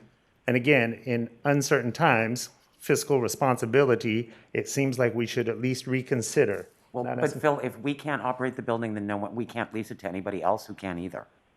And if we could, if there was even a different use, right? We could reimagine their different uses and go out to the market. We have people that we can have access to give us ideas of what else it could be. A 10,000 square foot building in that location. With no parking. With prime access. I think that there's businesses that could operate that don't have a high parking load that could still go into a longer term agreement with us. For consideration, please.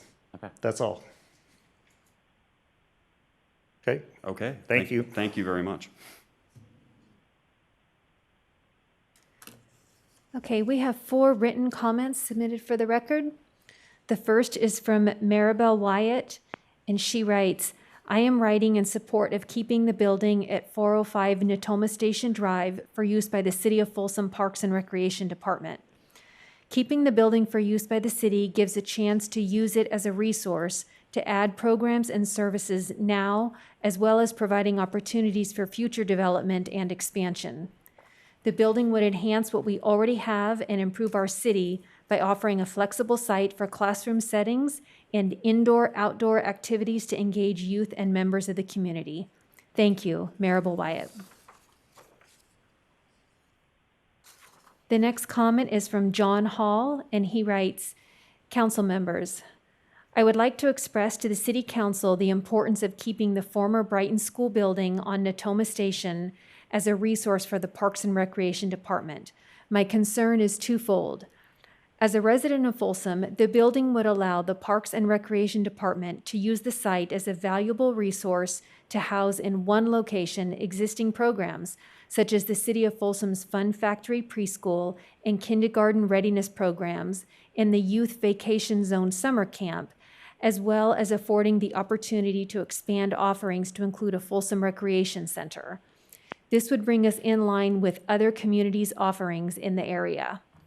2, as a sitting commissioner on the Arts and Cultural Commission, allowing the Parks and Recreation Department to utilize the building would fall directly under the goal of promoting, encouraging, and increasing arts and cultural programs, projects, and services for the community. With Folsom expanding, this need is crucial in providing the Parks and Recreation Department an invaluable resource to fulfill its role in implementing the city's Arts and Cultural Master Plan. As an Arts and Cultural Commissioner, I would like to lend my voice and counsel in urging the City Council members to maintain the former Brighton School building on Natoma Station as a value-added resource for the Parks and Recreation Department to improve existing programs and develop future programs. Thank you, John Hall. The next comment is from Salwa Kasabian from Folsom's Hope. And Salwa writes, to the Folsom City Mayor and the Folsom City Council members, on behalf of Folsom's Hope, a local nonprofit organization that assists at-risk students and families here in our city, I am submitting this letter in support of the City of Folsom Parks and Recreation Department and its use of the former Brighton School for expanding programming. Throughout the years, Folsom's Hope has partnered with many organizations, including the City of Folsom Parks and Recreation Department. There are several specific ways that Parks and Rec has helped to provide enrichment to Folsom's Hope's vulnerable student population. A few are summarized below. During the 2009 to 2010 school year, Parks and Rec staff helped me to spearhead a partnership with the Folsom Cordova Unified School District to start the STARS after-school program at Theodore Judah Elementary School. Like me, they understood the need to make an after-school program available to students who were not receiving the support they needed at home, both academically and socially. Since the inception of the STARS program, Parks and Rec has provided a supervisor to help find, train, and oversee the city employees for the STARS program. They were also instrumental in seeking out and receiving a grant from Kaiser Permanente to fund the costs of the Parks and Rec employees in the STARS program. Kaiser Permanente continues to be a faithful supporter of the STARS program to this day. Before Folsom's Hope became a 501c3 nonprofit organization, we needed a fiscal sponsor to receive and oversee the funds for the STARS program. The Parks and Rec Department helped us to secure a partnership with the Folsom Athletic Association, which allowed the FAA to be the fiscal sponsor for STARS. The FAA maintained the financial records for this program until Folsom's Hope became a formal nonprofit and took over the finances in 2015. Our partnership with Park and Rec has allowed us to use city facilities as destinations for field trips for the STARS program at no charge. These facilities have included the Aquatic Center, the library, the Zoo Sanctuary, the Community Center, and the Senior and Arts Center. Through the years, understanding that Folsom's Hope has been working with the most vulnerable youth in our city, Parks and Rec has allowed us to refer students to the Vacation Zone and the Cave Summer programs. We were allowed to help register students who needed full-time childcare during the summers, and these students were able to participate in the programs with a greatly reduced fee. Folsom's Hope would then solicit donations for these students to support them in the summer programs. This has been a very valuable resource for our families. Some families struggle with securing childcare during the summer because the parent or parents work full-time and are unable to afford to pay for childcare. In addition, the students in these summer programs are given experiences they may not otherwise have, such as regular visits to the Aquatic Center and weekly field trips to places like Sunsplash Water Park. Through the years, many Parks and Rec employees have also volunteered their time to be mentors for students in our Lunch Buddy mentoring programs. There has not been 1 year in the 12 years of our mentoring programs when there have been any fewer than 2 Parks and Rec employees who are meeting regularly as mentors of students. In addition, Parks and Rec has allowed us to use the classroom where they run the CAVE program at Sutter Middle School for our middle school mentoring program, providing us with a perfect venue at that school. In all the years I have been working with the Folsom Parks and Recreation Department, regardless of who has helped us, I have always been impressed with the professionalism, integrity, and desire for excellence in everything they do. Whether it has been volunteering to mentor a student one-on-one in the Lunch Buddy mentoring program, delivering the recreational component of the STARS program, or helping to negotiate an MOU to operate the STARS after-school program, there has always been a constant theme of integrity, excellence, and a desire to deliver quality program to as many youth as possible. I have found that the Parks and Recreation Department is vested in their desire to reach the youth of our community in meaningful ways, and I believe that giving them the opportunity to expand and deliver programming in the Brighton School facility will provide them with the ability to reach even more youth. As their programming expands, I am confident Folsom's Hope will continue to be able to refer students to this programming and to work with Parks and Rec to remove any barriers that may hinder providing needed enrichment opportunities for the most vulnerable youth in our city. Please feel free to reach out to me should you have any questions. Thank you for your consideration of the information contained in this letter. Sincerely, Salwa Kasabian. One more letter. This is from Lucinda Windward, who writes, Esteemed council members, I understand from the last council meeting that the city-owned property at 405 Natoma Station Drive has become available for city use. The council is set to hear and vote on this topic March 23rd. The options are sale, advertise the building for lease, or retain it as a community center. I favor the latter, and I am writing in support of this option as laid out by city staff.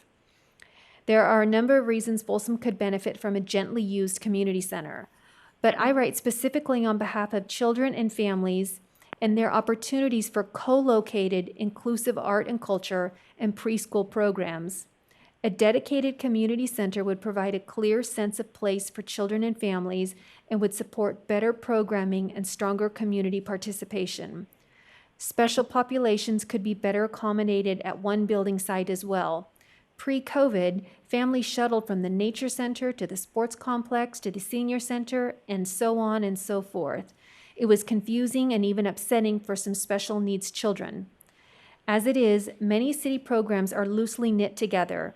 It can be difficult for children with physical, developmental, or sensory considerations to move from one location to the next to participate in different programs. Not only do they need to readjust to a new instructor each time, but also a different place and environment. Indeed, it's difficult for many typical children to adjust to a new environment for classes here and there, let alone those with exceptional physical and developmental abilities and/or sensory conditions. Having a community center with a standard ADA layout where children know what to expect and how to navigate is very important and would serve all Folsom families well. On a more practical side, should the building be leased again to the public for office space or the like, it would need a great deal of work for build-to-suit to make it ready for any serious long-term tenants. And in today's climate, with so many businesses closing their doors, It could take some time to find any tenants in the first place. This could be the same for the sale of the building, with even more improvements likely needed based on the age and existing condition of the facility. Conversely, if the city retains it for community use, the building is already basically set up in a way conducive for community programming. What work does need to be done could be staggered over time. The cost could be offset by the revenue from the programs the city may run from it. In closing, there are a host of other compelling reasons the city requests to retain this building for use as a community center. All of them noble. I add to them my piece, the important, critical perspective of families and children with exceptional abilities and conditions navigating our community services. I genuinely believe a stable sense of place would help these and other families tremendously and make our city programs more welcoming and inclusive by nature. Thank you for your time and consideration of my views. Lucinda Windward. I have no more written comments. Okay. All right, maybe I can bring this back to the council then for comment and just ask the city attorney one clarifying question. Because we did hear an item very, very similar to this one at our last meeting and gave direction to the staff, the way I understand this is we are not reconsidering that item and that direction, but potentially modifying some of the implementation steps that might lead to that. Yes, Mr. Mayor and member of the City Council, staff is seeking specifically, because of what you just indicated, staff is respectfully seeking further refinement or further direction. Sure. In the direction that the City Council gave to staff. Right, okay. So some of the public comments addressed our discussion from last time. We dismissed the idea of selling the building. We effectively ended up dismissing the idea of a long-term lease for that facility, even if it was circumscribed uses. And we indicated that we would support having the Parks and Rec programming expand into that building with some renovations. So I made my position clear last time. The reason like I said, I wanted to have us consider this is because there was some information that we didn't have last time about temporary uses, perhaps extended temporary uses, and I just wanted to make sure that we were all clear on what the time frame was for implementing park programming within that building.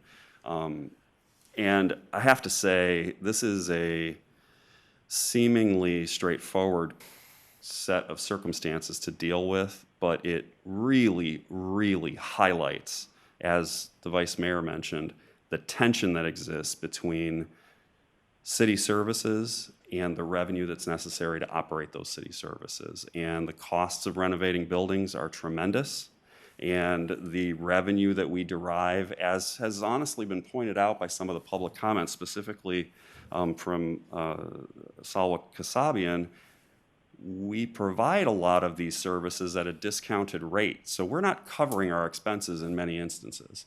So that is the mission of the city, to do those things and to serve those kids and adults that need those services at the rates that they can afford.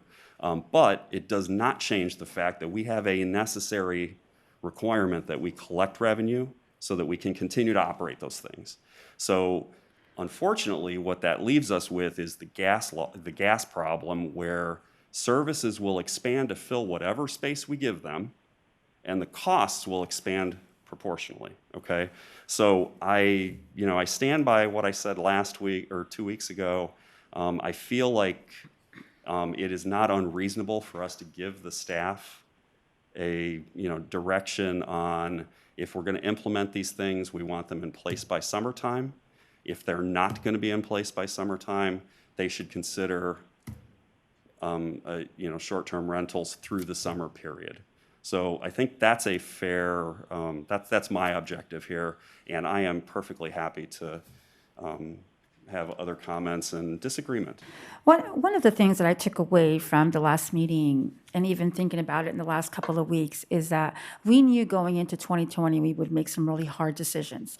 And for me, I feel that I don't have the big picture of what truly is going to be our deficit going into this next budget. What does it mean? What are our losses? What do we have to replenish? What do we have to look at that is going to possibly drive us to make decisions that are really hard decisions? And in the last meeting, I left thinking, oh, great, I think programs would be fantastic. But in reality, the last couple of weeks has been, I don't know our budget to be able to make a decision that I'm going to feel really good about 6, 8 months, 12 months down the road. And so I think for me, it's making a decision without knowing our financial state is where I was challenged. And that's why I left thinking, Mike, you made a lot of really good points that left the very thought-provoking points. And I think we want to do good for our community. We want to offer really good programs. But the reality is, what is our position, our financial position, to be able to say, can we afford those programs and sustain them long-term? Carrie, anything to add here? No, my only point would be to Rosario's comment that any short-term revenue generated at this particular building is going to be very small in comparison to the $160 million budget. Yeah, and I'd just as soon get the renovation started right away. Yeah, the delta between the revenue that we might get as rental income and whatever we might derive from park operations is not going to, make a huge dent in whatever deficit we're dealing with. But it's not nothing. So. Mm-hmm. Could I make a motion in order to focus this discussion and we can debate the motion? By all means. Okay. I'm going to move that we direct staff to explore a short-term rental of the former Brighton School property, either fully rent the building or partially rent the building so that we can have dual usage there, and hold a joint meeting of the Parks and Recreation Commission and the Arts and Culture Commission to talk big picture about facility usage and the potential for revenue balanced with programming wants and needs. I'll second that. Any comment, questions for the Vice Mayor?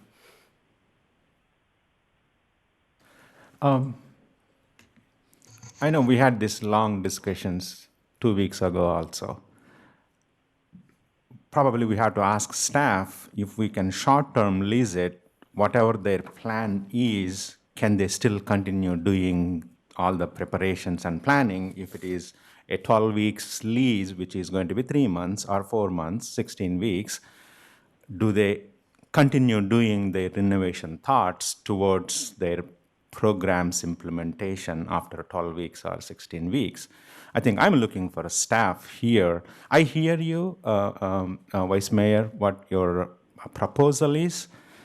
I'm a little bit concerned on the proposal. Can they do both?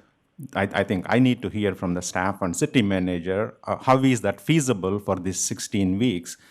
And the other thing is also, yes, COVID is in front of us.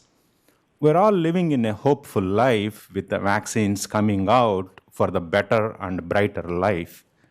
It's going to be, we're all believing in it right now. In about a couple of months, 4 to 5 months, 6 months, our finance director is still here. She is giving us the brighter look for our city and at large to the county and the nation. So I want to probably take those into consideration as well, the outlooks. And we agreed this one. Parks Director very well said with her nice presentation, we do have the programs to offer. We can't because we don't have the good facilities in place. And this is our opportunity. So I'd like to hear, see what they're going to say, and then I can probably continue the motion. Thank you, Councilmember Challenger. I appreciate that, the direction of your comments and your question. That's very, very helpful. There is ADA work that needs to be done at the facility that needs to be done no matter what. I mean, whether it's our programming that's going in there or we put, someone in with a short-term lease. We feel like that could be done fairly quickly, what we've identified, take care of that, and then move from there. It's in answer to your question, we do think there's a model where there, and had kind of contemplated a model, honestly, that was a hybrid of having a short-term rental on one side of the building, and then the other side of the building, we're working on some of the more aesthetic, kind of fix-it kind of things, taking care of that stuff, and then flip-flopping. So, there is a possibility. It doesn't have to be an all or nothing kind of thing. It could be a balance of a short-term rental with, getting some of this work done and then eventually moving to, full programming. Did that answer your question? It does. Thank you. I just want to know for my information, when was the Brighton vacated that spot? Approximately what month? November of 2019.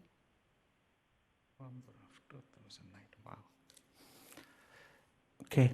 I know you made a motion, and I'm all for it, whatever you said, with the exception of this one. Yes, our city facilities, how they are going to be utilized, whether it has been a great strategy and thought process has been put together or not. I had that, concern as well. Are we using? And I do acknowledge what Mr. Phil said. Yes, private or chamber can do better job of renting those ones for higher cost. Well, I probably support city. We can equally partner, but on the same time, I definitely see what Mayor said. City is in a service business, not in profit-making business. Our services offering is always lower cost than outside world. So just want to make that comment and acknowledge what you said, though, Mr. Phil.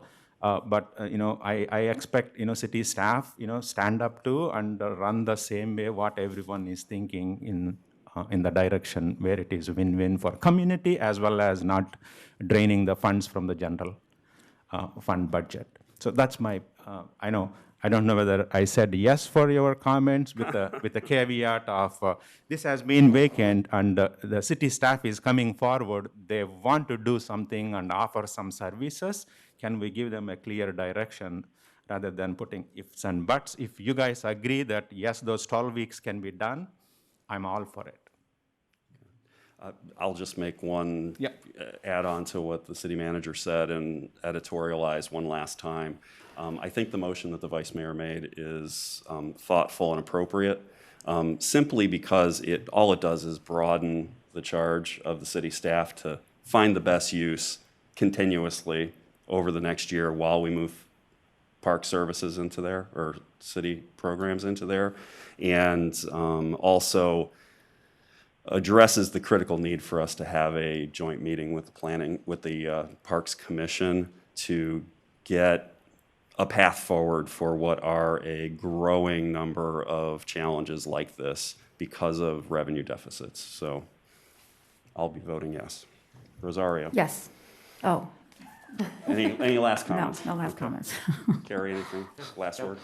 Okay, we have a motion. I made the second. Mr. Mayor, may I just clarify for my understanding? So the motion is to instruct staff to explore short-term leases of a portion or maybe all of the building, if the opportunity exists, and also to schedule a joint meeting of the Park and Recreation Commission and the Arts and Culture Commission to address the City Council and the Park Commission. No, I did say Parks and Rec and Arts and Culture. Oh, gotcha. Okay. Yes. To have a discussion about the long-term use of that building and other buildings and amenities in our inventory in order to balance the potential for revenue versus programming wants and desires. Okay. My thank you. apologies. I got off track a little bit there. I added something to it that was not And, proposed. and I'm just going to add one more thing, and this kind of goes back to something that we talked about during the closed session. My understanding is that there's somebody that's interested in this. And as I understand it, we would have to go out for an RFP. So going out for an RFP is going to eat up a whole bunch more time. And then these programs don't happen in this building this summer because the work's not been done. I am attempting to not micromanage the staff, only give them the opportunity to consider how they will move in and when they will move in so that it can be synced up with renovations that are necessary. And if there is somebody that wants to take half of the building while we're renovating the other half for our own use, and then we'll be out when we're ready to renovate the second And half for our it use. has to go out for an RFP, and that's going to take at least 30 days. Fine. So you're already a month in. Well, that'll put us at the end of April. Listen, like I said, I'm not trying to declare some particular outcome, and this will be important for those of you that are here for the next two items. We're not trying to declare an outcome. We're trying to give direction to the city staff to go be creative and find the best use for these things. So, Yeah, but Lauren, that can be without RFP. You can go through your Parks and Rec rental program to 12 weeks, right? Thank you, Councilmember Chalem-Chera. So it's 10 weeks, I think, is summer, right? Yeah. That's yeah, so it was 10 weeks. We would have to come up with some sort of, if we were to use the market rate that we charge here at the community center, it's really designed for hourly rentals, right? So if you extenuate, or if you take out that hourly rental out to a 10-week, it's a big number. We don't know the person that has been talked about here. We never got to dollars, so we may get to that dollar part and they may walk, right? Just because it's kind of not probably are some facilities in Palladio and other places that would probably be cheaper. There's a lot of vacant space in Folsom right now. Yeah. So, but at your request and your direction, we could put together and maybe if it's less than a couple months, like maybe the 10-week frame, we can do maybe not an RFP, but maybe just an announcement. We have this space. It's 4,000 square feet or whatever. It's half the building. First come, first serve. First come, first serve. yeah.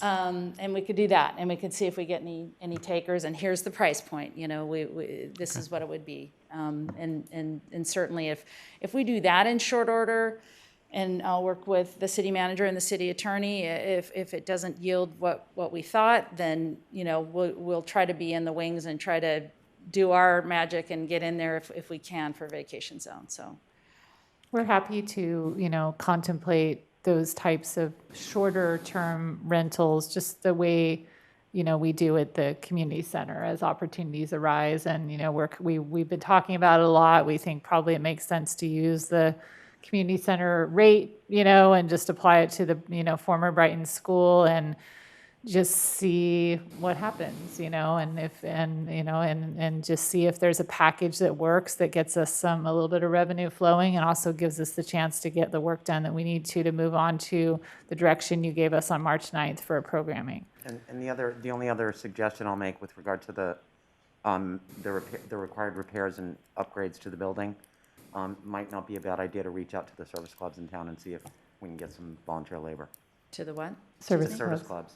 Okay. Yes. Thank you. And, Yeah. Councilmember. I'd like to call the question, please. May I, Mr. We've talked Mayor? about this at great length. I'm sorry, one more question, just to clarify, because I'm hoping to circle back to one of the mayor's discussion points about time frame. So instruction to staff is to explore a short-term lease of a portion or maybe all of the building. Are we talking about allowing the building to be used primarily for park and recreation programming in the meantime, and consistent with the council direction on March 9th? And as space is available, where space may be available, simultaneously explore the possibility of short-term lease of whatever space is available. Fair. Does that?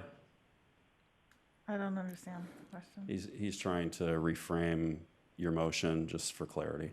Is Or the trying to primary make sure he focus- understands it. Is the primary direction still to implement park and recreation programming in the Brighton building, and where there are available spaces, explore short-term leases for those additional available spaces? Yeah, I mean, parts of the programs that are contemplated based on the presentation are contemplated for the fall when school is running, right? So we've got some time between now and then when we can do renovations, we can implement other programs that can run right now. And hopefully all we're trying to do is give the staff the opportunity to pursue some other revenue if there are short-term leases available Lorraine, do to you have us. programs that can be run in there in the summertime, this Yes. summer? Yes. So it's and- not, And that's the revenue I shared with you. So that was the new revenue. So we already have the vacation zone revenue it will come with us, plus the new revenue. So that's what that last slide is we can create The other two revenue in programs, though, you pointed out, that was revenue for the school year, so between August and May. And the other one was for summer. the blue Yeah, stripes the was blue- summer, Yeah. and the yellow polka dots was. Totally understand that. Yeah. That says to me that half the building will be empty until August, Well, that, except for renovation activity.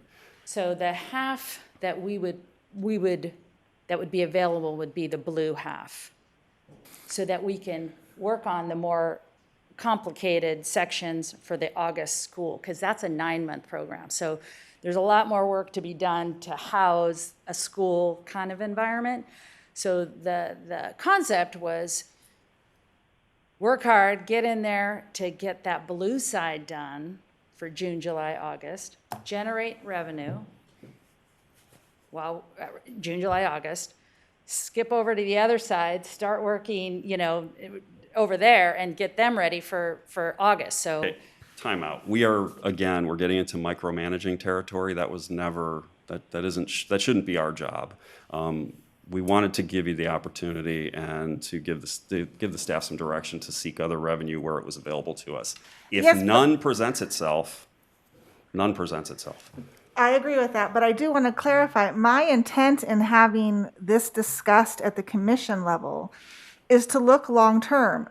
And the commission may decide that it would be more beneficial to rent that space out long-term and to take that revenue and use it for other things than it is to expand programming. That's a discussion that I think has not been had and it needs to be had at the commission level. I agree. And we were planning, April 6th is our next commission meeting, and it's on the agenda for me to go through kind of what the direction was on March 9th and what the direction's going to be here tonight, so that they can be involved. I would suggest not entangling the two things. They're not necessarily associated with each other. We've given you direction for the near term, okay? What we're talking about is the long term. Sure, And I mentioned last time we discussed all of this, I think there is a need for more park facilities, more program facilities, but much more, not just the space that's available at 405 Natoma. So I'm eager to see that conversation happen. Steve, do you have clarity on what we're after here? Yes, may I just try to paraphrase the council's discussion? Please, by all Primary means. mission remains consistent with the council instruction last meeting, park and recreation programming. Where space may be available, explore short-term leases of a portion or maybe all of the building, plus holding a joint meeting with Park and Rec Commission and Arts and Culture Commission to address long-term use of all buildings in order to balance revenue and programming. Well, I hate to complicate this, but my intent really is that if you can rent out the whole thing for the next 10 weeks, rent it out. So I guess in a sense, it's different direction than was given last time. But again, I don't feel like we had all of the information last time in terms of the actual interest that is out there in order to have a truly thoughtful discussion about the lease option. So are we talking about going out to the marketplace, issue an RFP for folks to submit their proposals? Do you want to change your Madam Vice Mayor? motion? How can we reconsider what happened on March 9th? We probably can't do that tonight, or can we? You can. This is part of the refinement of direction given to staff. That's why staff is respectfully seeking further council instructions. Gotcha. Would you like to reframe your motion? Okay. My motion is to direct staff to explore the option of leasing the building. And in addition to that, schedule the joint meeting of the Parks and Recreation Commission and the Arts and Culture Commission to discuss the long-term use of this building. Okay. I will again second that replacement motion. Any last comments from anybody? Okay. Mine is leasing that short term. I know you didn't use the word short term. I just want to make sure staff can lease that building short term, and they are going back to Joint Commission to get the broader direction for 405 Natoma Station I'm fine Road. with that, yes. Explore short-term leases, is that fine? Mr. Mayor, I'm so sorry. Are we then suspending the implementation of Park and Rec programming in that building, in that facility, until we understand if there's any proposal or no proposal from the marketplace for? Yes. Okay. For only 405 Natoma Station Road, not all the facilities in city. No. I know sometimes we are using that word. That's why I'm a little bit concerned. I don't think the discussion about, I don't think the motion should include anything about the joint meeting between the Parks and Rec Commission and Arts and Cultural. That should be out of the, I agree it should happen, but it shouldn't be part of the motion. Okay, so then that's fine. Then here's my motion. My motion is to, out of the three options, sell, use for Parks and Rec, exclusive use, or lease, is to direct the staff to explore the option of leasing the building. And are you meaning by that, put out an RFP and? Yes, however you do it. Okay, all right, okay. Okay, second. Third attempt. I'd like to call the question. I think we've beat this one to death effectively. Council members Howell, No. Rodriguez, Yes. Aquino, Yes. Chalem-Chella, No. and Kozlowski. Yes. The motion does pass 3-2. Okay. All right. Now, hopefully, our next item is less controversial, and I will Good just luck with preface. that. I will preface this by we are not seeking a renter tonight or a specific outcome of who will rent it. We are simply wanting to hopefully give direction to the staff to rent it or sell it or dispose of it in some way, make use of it in some way. Okay, so item 15 is presentation on use options for the retail space in the historic district and direction to staff. Good evening again. Lorraine Pagioni, your Parks and Rec Director. So tonight, I wanted to give you a little background on the space you saw there in the pictures. The space was built as part of the parking garage. It's about 3,700 square feet, and I'll be showing you a few pictures. Very simple shell in there. There's no improvements inside. The prior use pretty much removed every TI that was in there. City acquired the parcel from RDA in 2012. We did lease it to the Folsom Historic Society to bring in the Museum of Wonder Delight. That was a $1 per month lease, and it was a 3-year lease. And then the zoning in the area is historic district, which is uses the commercial C2 as its operating platform for allowed uses. This is the interior of the building. As I said, it's just a shell, no bathroom and no other facilities in there.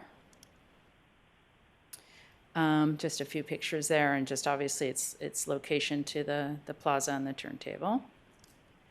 What guides for consideration, what would guide what goes in that building. The site is zoned, as I said, historic district, and uses the commercial zone, commercial 2 zone.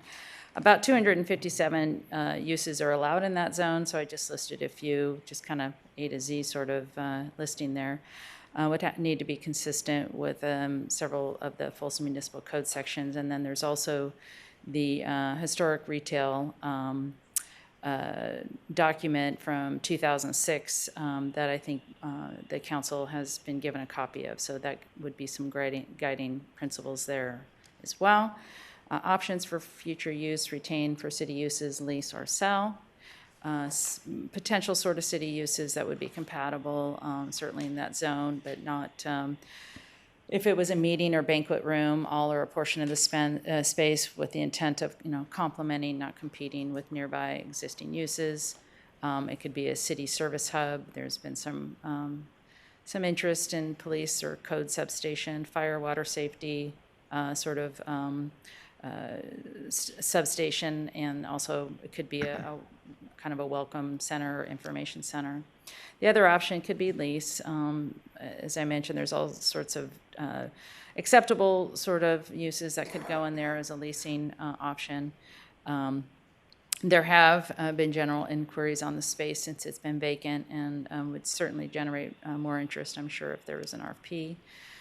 The other option would be sell. It's a little more complicated. If we were to create a commercial condo, it would require city to retain an engineering firm, prepare the appropriate documents, and go through that process. Here's a rough idea of the TIs that would be needed for the facility. In talking with some commercial real estate brokers, in terms of leasing it, you have to get it up to a certain standard in order to make it a leasable unit, and perhaps it would also speak to what should be done on the inside for selling the unit as well. Revenue potential for a city use, we projected, if it was a city facility, similar to the price point that we have either at the community center or local hotels. And the services vary based on, staffed versus non-staffed, but non-staffed price point is in the 50-cent range. And if we rented it 2, 4, 8 times a month, those are the potential revenue potentials there. Leasing, this again, we reached out to a commercial broker, and it really just depends on, there's a lot of vacant space right now, but this is a great location, so location is a key here. But a potential for $2 square foot, which would generate $7,400 a month, perhaps $88,000 a year. And of course, that could vary just based on the negotiated terms of the lease. And lastly, the revenue potential for sale. Same sort of outreach we did with a commercial broker, and those are the potentials. And again, this is a little different because it's included within an existing structure, so the parking structure. So there's probably some nuances there to creating that condo and how that gets translated into a sale price. Just for the comparison, I put together a chart for you, just explaining what sort of costs if the city had it. Or if we leased it or we sold it, types of operating and maintenance costs if the city were to have it, and obviously if lease and sale would not have that. And then again, just a comparative for your revenue potential. And lastly, just direction to staff. Proceed with exploring the city municipal uses in return for further city council direction. Proceed with the lease option in return for further direction, and sale option, same thing, or if there might be other ideas or combinations thereof. Okay, I know we have a number of public comments to be made. Just questions from the council. Sarah? Are you starting with us, or have you already solicited input from the FHDA and the Greater Folsom Partnership and things like that? Based on the request to bring this to city council, there has not been a formal outreach at this point. Okay, thank you. Question? She stole my because we really want the inputs before even to go all those options. I think that's what we debated so much in the previous one, since it didn't go through the arts and cultural and whatever it is, we lack of a little bit. So that's I'm echoing what you said. I think we're going to get that feedback in the public comment in a minute. Yeah, that's why I wanted to maintain questions. Based on the people that are in the audience, I think we're going to get that feedback right about now. Okay. There may be a need for more public outreach, but we wanted to light the fire here and get moving on something. So let's do public comment. Okay, your first speaker tonight will be Phil Scott, and Phil will be followed by Jerry Burnell.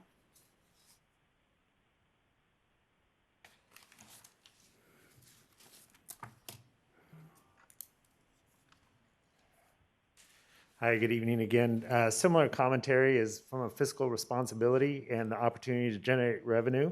When we're facing a deficit, it makes sense. It's a prime location, and also focusing on something that could help bring foot traffic to that area. So it increases our sales tax revenue from this space. It's sat vacant, but I think that as much as there's businesses that are going out and there's vacant space available within town, there's also an opportunity to maximize the revenue coming from this. So in favor of having this reviewed and input about making this a revenue generator. Thank you. Thank you. Okay, thank you. Jerry Burnell, followed by, looks like Layla and Scott Javarski. Good evening, Jerry Burnell, representing the Folsom River Block Developers, LLC. Honorable Mayor, members of the council, city manager, and city attorney. What I first wanted to do is just give a little background. This is the retail space, the parking garage, plaza, all that area kind of is the old rail yard, which is part of historic Folsom Station, which was part of the railroad block master plan that was approved back in 2004. And so besides just the guidelines that Lorraine talked about, there's some guidelines in that plan that dictate or provide some framework as it relates to the use of this space. Number one, I will agree with Phil. This is a dynamic space. It's a great retail space. Even in the midst of a pandemic, we don't have much retail space available in the historic district. I'd love to see a tenant in there at the point in time that we finish the Granite House in about 18 months. And so we think it's time, and it's time for this to be no longer vacant. A little background on historic Folsom Station just for a minute, because I think people forget this. When the city developed this site through their specific planning process, there was a parking garage, the public plaza, and then 4 private buildings. And it was a transit-oriented development. The parking garage was to replace the surface parking that was lost on the site, and then provide the extra parking that we're not providing within our private buildings. And at that parking study that was done back with the master conceptual plan, parking would be effectively at capacity in the historic district. And the recent parking studies that have gone through in the current parking studies have also said, essentially reconfirmed that as we finish those buildings out, we will be at effective maximum capacity in parking in the district. And so just kind of a little bit of framework on that. As it relates to our 4 private buildings, a little breakdown of the usage is 65% of our buildings are residential and residential parking. A lot of people don't think that that's the percentage, but that is the percentage. It was due to a transit-oriented development next to a rail line. 25% is retail and 10% is office. And so that's just kind of the basic framework of that.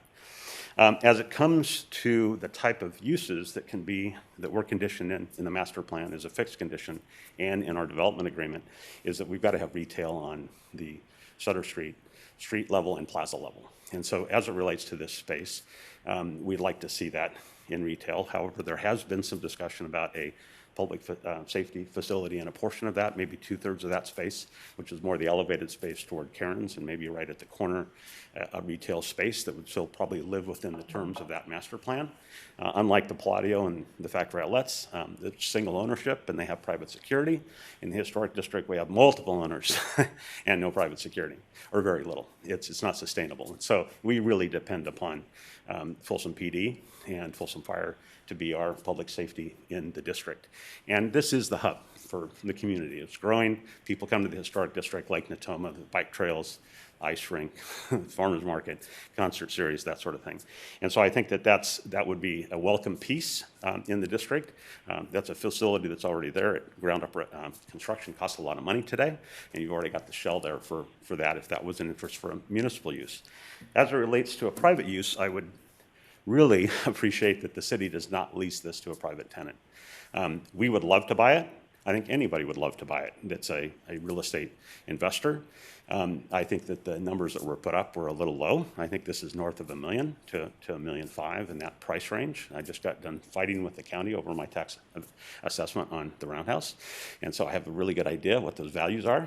And so I'd love to see this in private hands, whether it's in ours or another private investor that actually has to lease it at the rate that we have to lease our buildings, because we've been conditioned by the city in our own agreement to build historically inspired buildings at a very high cost. If you look at the Roundhouse, you'll see an example of that. Your basis is whatever your basis is, right? So the way I get a competitor there isn't the city, but somebody private that pays market value for that piece and then can lease it at rates that support that. I would really rather not compete with the city, and I think our other business owners would rather not compete with the city. The other thing that's been talked about is kind of related to the parking, is the issue of using it for a conference center or something like the community center. We have a parking problem in the district. And if you're next to the community center out here, when there's events, there's no parking, right? And so we don't have extra parking for that type of use, especially at our peak times. And we've got a lot of brick and mortar businesses down there that are paying rent, trying to survive, and to bring a whole bunch of people in for an event and have them leave, kind of like at the community center, really doesn't do anything sustainable for the district long term. We'd love to have a kitchen store there. We'd love to have a home store, something that is a long-term quality tenant that brings quality feet to the street. And so those are my requests. If you have a municipal use for it, great, but let's make a decision. And if you have a private use for it, sell it at a good value, bring some money into the city's coffers, and get some tax revenue from the new purchase of the building and that retail tenant's going to bring for sales revenue. Very good. The last item. You're well past your time. I know, but I'll finish with this. Because we're 65, because we have 60% residential out there, we have a 10 p.m. closing time on Scott's and Willamette and any of our retail, right? Because you don't want to get the calls, we don't want to get the calls from those owners and those residents. So if you do sell this, we'd love to see a condition that operating hour stops at 10 p.m. If we have a bar in there and it's 2 a.m., our Leesdorf building units are 35 feet, not even a road width away from our residential units, away from that space, 90 feet for the Granite House. We do not want to see a bar or restaurant that's open till 2 a.m. Impacting negatively this transit-oriented development that you so. I suspect that others will be making similar comments. Thank you. Can I ask a quick question of him? Sure. So the property that is across from the bank that right now I think is being used for parking for Scott's staff or something like that, there will be a building there in the near future, correct? Granite House. Those plans are just being completed. So when you're driving down Sutter Street, once that building's complete, you will not be able to see this retail space we're talking about from Sutter Street. Is that correct? Well, you'll see it at the opening of the plaza. Okay. And the one thing that was, I think, that was important in the whole master planning process, and the reason they wanted that corner retail is because they wanted people to come around the turntable and go to the Leesdorf retail, and so that people walk in this continuous loop. If you have something dark, people stop and turn around and go the other way. Right. Okay? And so that continuous circle was part of the master plan city's consultant on retail. So that's important for us to have that because it's going to help support our Leesdorf retail as well. Okay, and I don't know if I misunderstood you. Did you say that you do not want the city to lease it to a private entity? I want a private owner to lease it to a wonderful tenant for our historic district. I would rather not compete with the city because your basis is so much lower than mine. I want to see it go to market value, and the person has to lease at market rate. And therefore, we get a long-term quality tenant that pays what my tenants have to pay in my buildings, which I've been conditioned to build at a very nice finish. Got it. Okay, thank you. Thank you.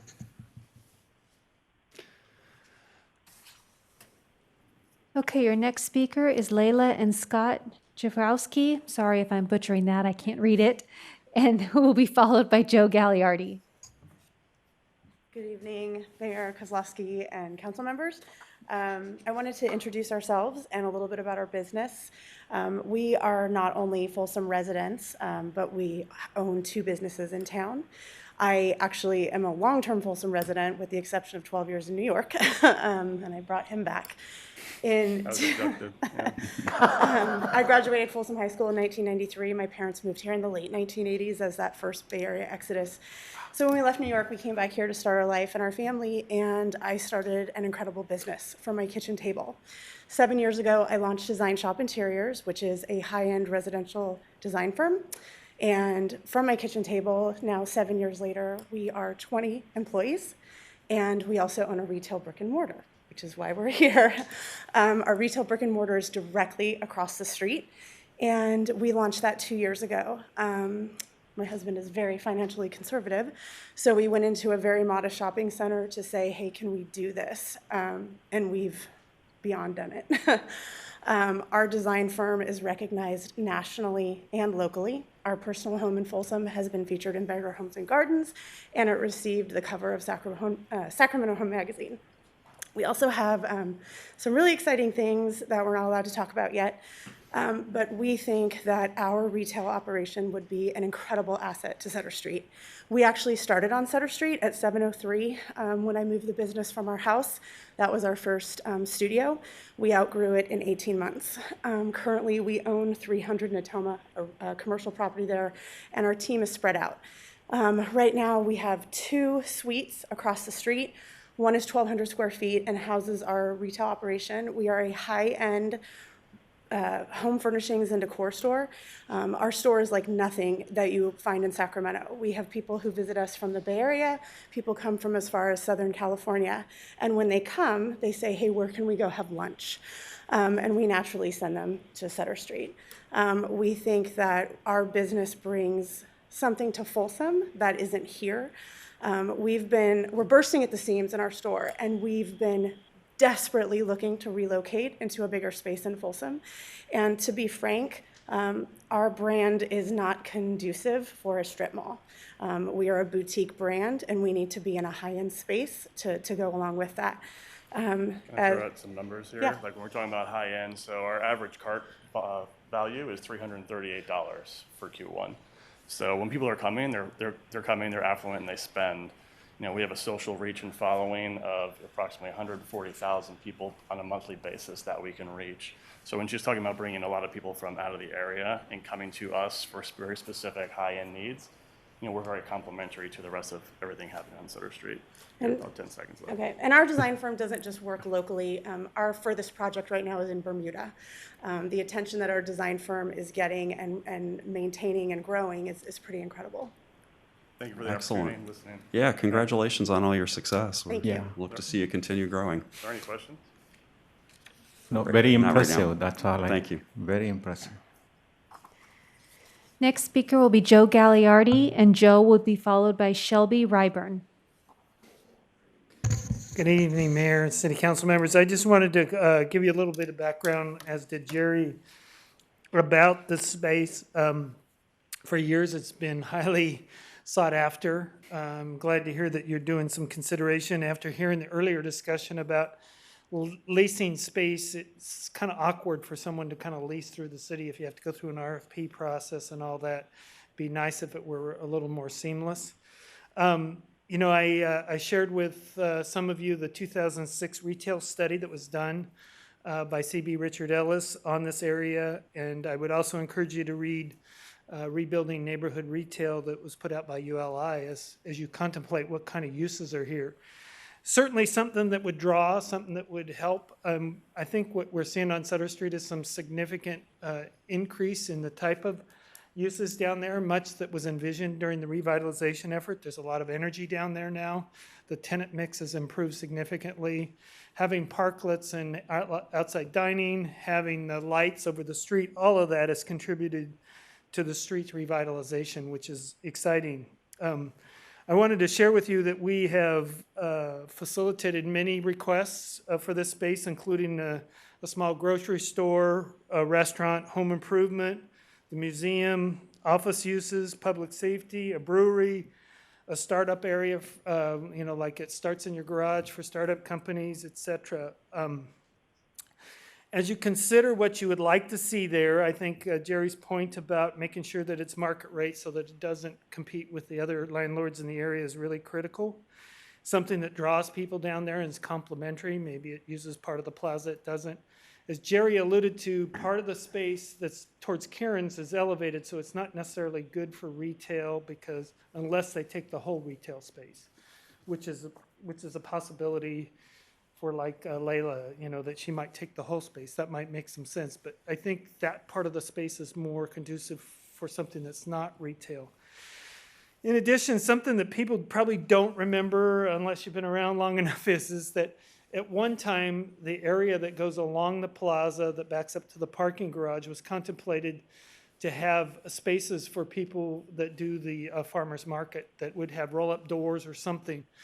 And as I look across the plaza on a nightly basis, I see that the paint's starting to peel, the parking garage is in need of some maintenance, and maybe the opportunity to create some energy from light rail going up towards the retail space could be rethought at the same time that you have someone leasing that space. So I'd be happy to answer any questions. If I remember right, I think the space is plumbed for a restaurant. If you chose to go that way, that it'd have a draw. I think Jerry's point about they should close at 10 o'clock is warranted also. So I'd be happy to answer any questions if you have any.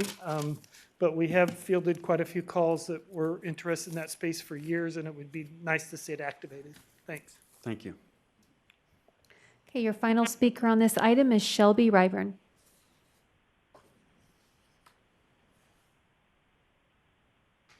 Hello, everyone. Thank you for your time tonight. Shelby Ryburn here on behalf of the Moore Real Estate Group at Keller Williams Realty. I'm speaking on behalf of my two partners and I, Brian Martell and Ricky O'Neill. We own a real estate company locally here in Folsom. We've been in Folsom for 20 plus years. One of the reasons that I think that this could be beneficial both for the city and for us is because of a couple things. So I'm just going to make a couple points and I'll be brief. Number one is just being an anchor tenant and having longevity and sustainability in what we do for business. And number two is just the sheer nature of our business. So if you're not familiar, Keller Williams is a worldwide brand. We're the largest real estate company in the world. We're number one in the United States. We've been in Folsom for quite some time and have no intention on going anywhere. Specifically, the Moore Real Estate Group, we grew 67% last year. Even in a pandemic, somehow we figured out how to help more buyers and sellers buy and sell homes. And our intention is to grow by another 267% in the next 3 years. We have a team of 15 people, and that growth happened pretty quickly in the last 12 months, and we intend to grow to about 35 over the next 3 years. With that said, as a formerly serving in executive leadership with Keller Williams, we would never let an agent go out on their own and get their own building until they had hit certain benchmarks, because for any company and any city for that matter, turnover is not healthy, right? And so those benchmarks were clearly followed anytime anyone who had done a big amount of business said, hey, I want to go out on our own and open up our own building. And so we have certainly done that. We're the number one Keller Williams team in Greater Sacramento. And we intend on being growing to twice or 3 times our size over the next 3 years.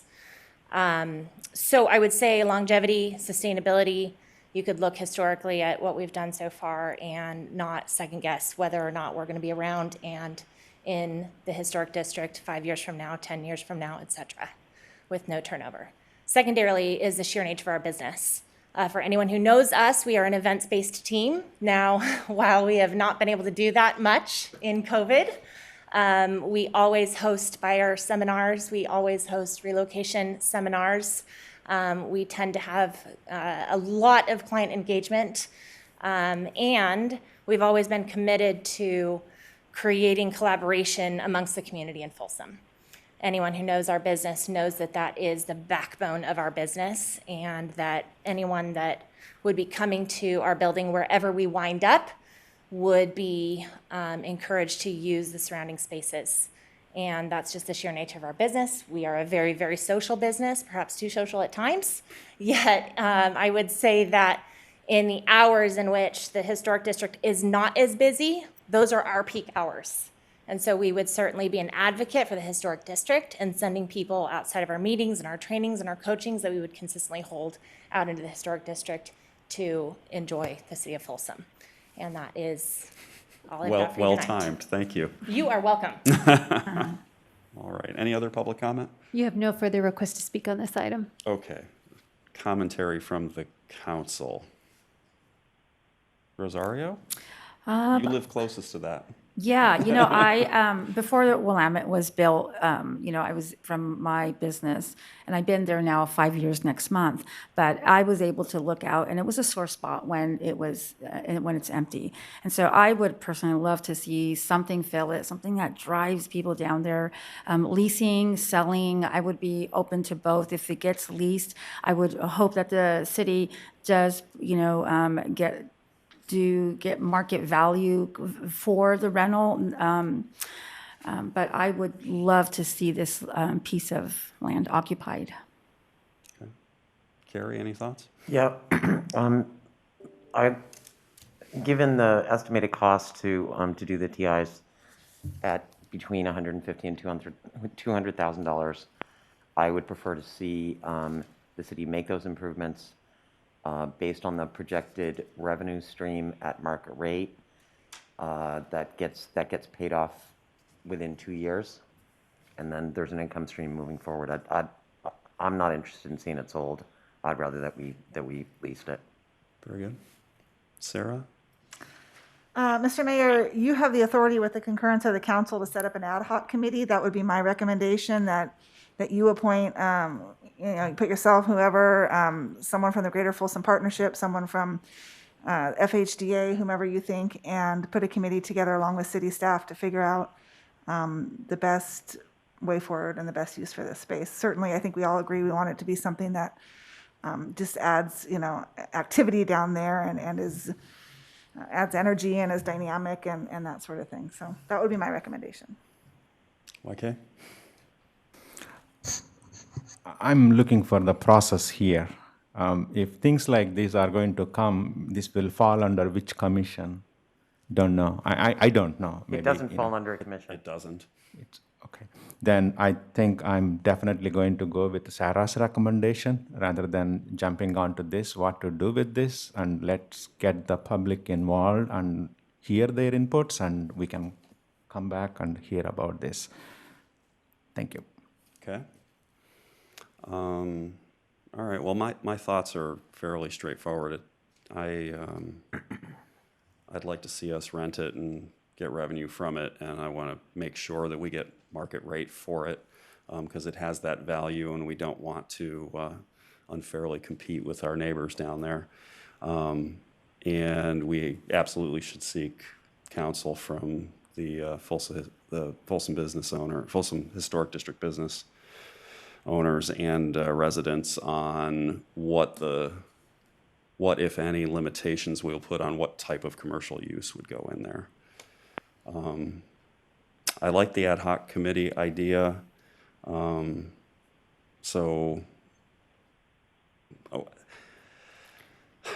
just thinking this out, that would it be more straightforward to... I don't know that it even needs to be an ad hoc. Yeah, just set up a meeting. I'm just wondering if we don't renotice this one and specifically invite a workshop with whoever wants to come and speak on behalf of the business owners and the residents. I think it would be helpful to set up another meeting, yeah, not part of the regular council meeting, okay, and get a summary of what items were discussed, and then the council can take final action on it at that point.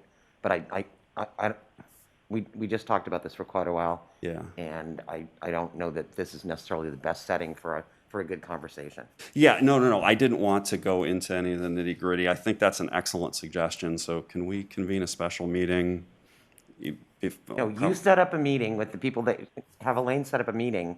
Yeah. And then, whoever wants to attend that meeting, whether it's the business owners on Sutter Street, get some of the residents involved from the Historic District Residents Association, and just set up a separate meeting, not part of a council meeting. You're meeting staff in that group. A community meeting led by staff to kind of a brainstorming session of what kinds of recommendations rise to the top, and then report that back to the council. Is that what I'm hearing? Or even have a couple of council members that are present, as long as we don't have a discussion at that meeting about what happened or what could happen moving forward, just so there's no Brown Act violation. Understood. Yeah. Okay. Well, then can you concoct a motion that does that specific thing? I don't think we don't need to. Or do we even need to do that? It's direction to staff. just direction? Okay, so let's convene a public, or a meeting of interested parties for the purpose of narrowing the focus of a RFQ for our commercial rental tenant that's going to have to pay market rate, and what limitations we may want to put on who's an acceptable tenant in terms of the use. I don't want to have a enormous I would prefer that, I mean, What kinds of uses would people like to see down there? I'm going to guess strip club, as an example, is not going to be at the top of the list. Right. So, yeah, but if we are ultimately going to put out a request for proposals Right, so for just prospective tenants, we have to put some parameters around what right, uses but will be that's acceptable. what I think will come out of this on this little. I'm just saying it the workshop. opposite way around. I agree with you completely, so. So you're using the term, leasing. Are you saying have a community meeting to talk specifically about the best use for leasing? And does that mean that selling it, condoizing it and selling it is off the table? Or I'm not personally, I'm not interested in condoizing it. Neither am I. Is there a consensus on that? I support leasing. So I personally don't know yet. That's why I'm suggesting an ad hoc committee. I think if you're doing what you're talking about, it's a little bit loosey-goosey. It's going to be kind of a free-for-all. I would suggest that you name, 6, 8, 10 people, put them on a list, bring them back to the next council meeting. We ratify that, and then you go and look at all the options. But obviously, that's your decision. Okay. That is my decision, I suppose. Yeah, I know you use a couple of times Yeah. leasing word, so that's triggered everybody. Yeah, I respect that suggestion. I think it has some merit.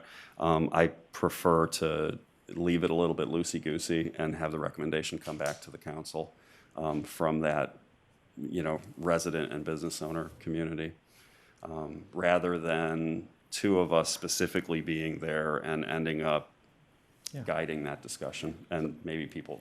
Yeah, that ending means up we are less going to happy. keep those three options. Whatever proposed, those are the. Yeah, I think So then nothing's off the table. I think, Sarah's saying, I don't know, because I don't know what these other players think, meaning selling isn't necessarily removed. New information may come to light. Yeah. I think there's a majority currently that would prefer to see it leased by the city at market rate.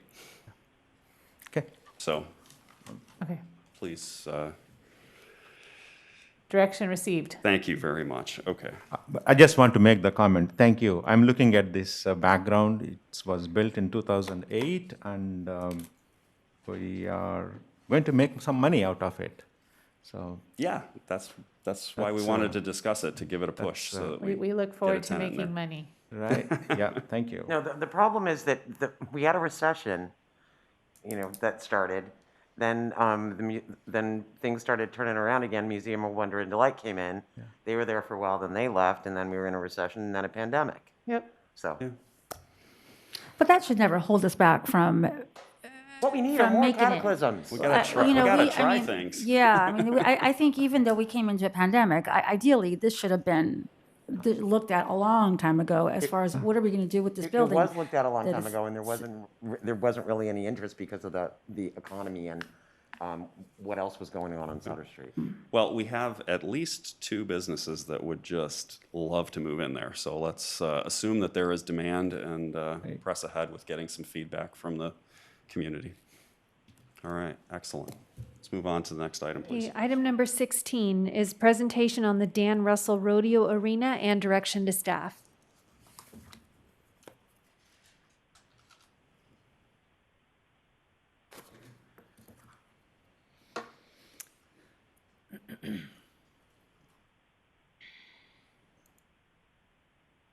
Good evening again, Mayor and members of the council. Lorraine Pigioni, your Parks and Rec Director.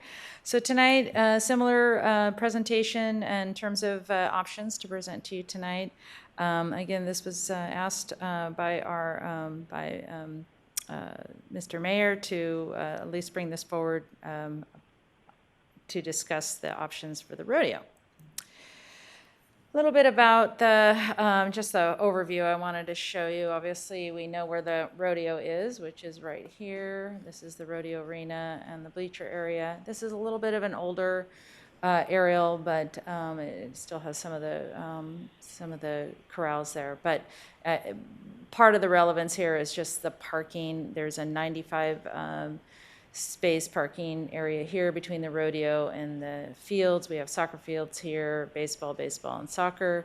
And then we have parking up here. I believe that's 80 spaces.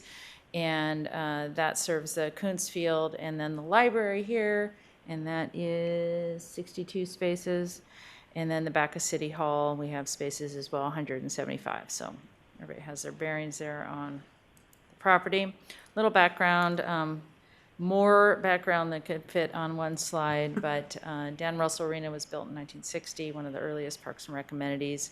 Collaborative effort between a few of our service organizations and the Russell family.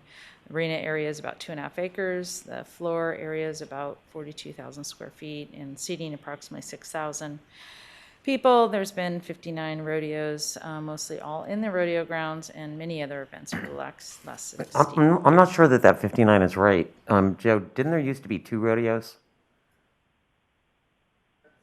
It was a total of 59? No, there's been more than that. It's 59 that there used to be one Memorial Day weekend too. Okay. Thank you. A little event history at the arena, the types of events that we have served there. Obviously the rodeo, we've had circuses, we've had bike events, concerts. We have a rodeo cross rental there now in October, Renaissance Fair. You remember the Amgen Tour California, we use that facility, different events, graduations, soccer opening days, and then various city Parks and Rec events. Currently, we have 4 different scheduled rentals for the arena right now, the Pro Rodeo itself. We have several scheduled concerts for July, August, September, October. Those are on Friday and Saturday nights. The Renaissance Fair, and then Rodeo Cross. It's a kind of a bicycling event that uses the arena and then into the little bit into the pathed open space area on the path. They don't veer out into the open space, but just over the edge of the back side of the bleachers. Currently, yearly revenue for the arena area is about $43,000 a year, and we don't have any long-term agreements there right now, just reoccurring events. Again, just a quick summary of the parking spaces, either right there at Rodeo or nearby. It's hard to talk about the arena without talking about everything else that's going on that uses those facilities or the parking there. So bear with me while I gun through these. Youth sports usage of adjacent fields. So the city currently has 11 MOUs for our community youth sports leagues. Obviously, this is adjacent to Rodeo Park and Kuntz Field. In 2019, there was a little over 3,000 soccer players and 960 baseball players. There's 5 city fields that are used for soccer and about 13 for baseball, and there's currently no available fields to relocate baseball and limited field capacity to relocate soccer. We do have relationships with the leagues right now and revenue that comes from them. In 2019, the city received about $51,000 from soccer and about $16,000 from baseball. The city, through our joint use agreement, we schedule every single facility, even school property facilities, about 140 of ours and about 220, I think, of the school district. So because of our ability to, it was decided many years ago that we had the ability enough of these programs were running through the city, it made sense for there to be one master scheduler, and that is what we do. All in accordance with our service delivery plan, MOUs, joint use agreement, and adopt a facility. It's a pretty well-oiled operation. Just to kind of speak to kind of the availability, and again, like I said, it's hard to talk about the rodeo arena without talking about kind of its partners nearby here. So we do have commitments on the fields, July, August, September, October, November. Practices and games are Monday through Saturday, 4 p.m. to dark. So most of that parking is used there, right there at Rodeo. Similar arrangement for the other soccer field there. Baseball's a little bit different, but it's the other part of the year, March, April, May, June, for both of those baseball fields there. And then Coons Fields has slightly different little, it dips into some August, September, and October usage. So other uses of the rodeo park, it's not every day and all the time, and but you'll see frequently when things are up and going again, field trip parking, wild nights, holiday lights, Christmas tree recycling. I'm an avid cyclist and pass by that parking lot quite a bit, and that parking lot in the weekends is a real popular spot for people to come to and either run or get on their bikes and get on the Johnny Cash Trail or head downtown. So it's pretty busy there. I know our police department uses the facility, solid waste uses it for training, library overflow, community center events sometimes for overflow, and right now we're allowing the Heart Intake Center to be there. So if you put all that together, and we do have a big calendar, but it was a really it was a big read to figure out where the openings were. So I'm summarizing it here. The mostly available time frame as it relates to parking, mostly available time frame for the arena would be the months of January and February. Pretty much nothing is scheduled there. Many Fridays and Saturdays, however, so throughout the year, Fridays and Saturdays could be available. We do have some already programmed and or committed scheduled events, like I said, with those concerts, but that is kind of an interesting little extract from the busy time there, the year-round busy time on those fields and that parking. And there's also some availability March through December, Monday through Friday in the morning hours, which may not be as attractive for, a big event planning because it's in the morning hours. But nonetheless, I wanted to point that out. And it's probably, if you've been to our rodeo arena, you'll there's a lot of deficiencies and repairs needed. So a lot of facility upgrades, outdated restrooms.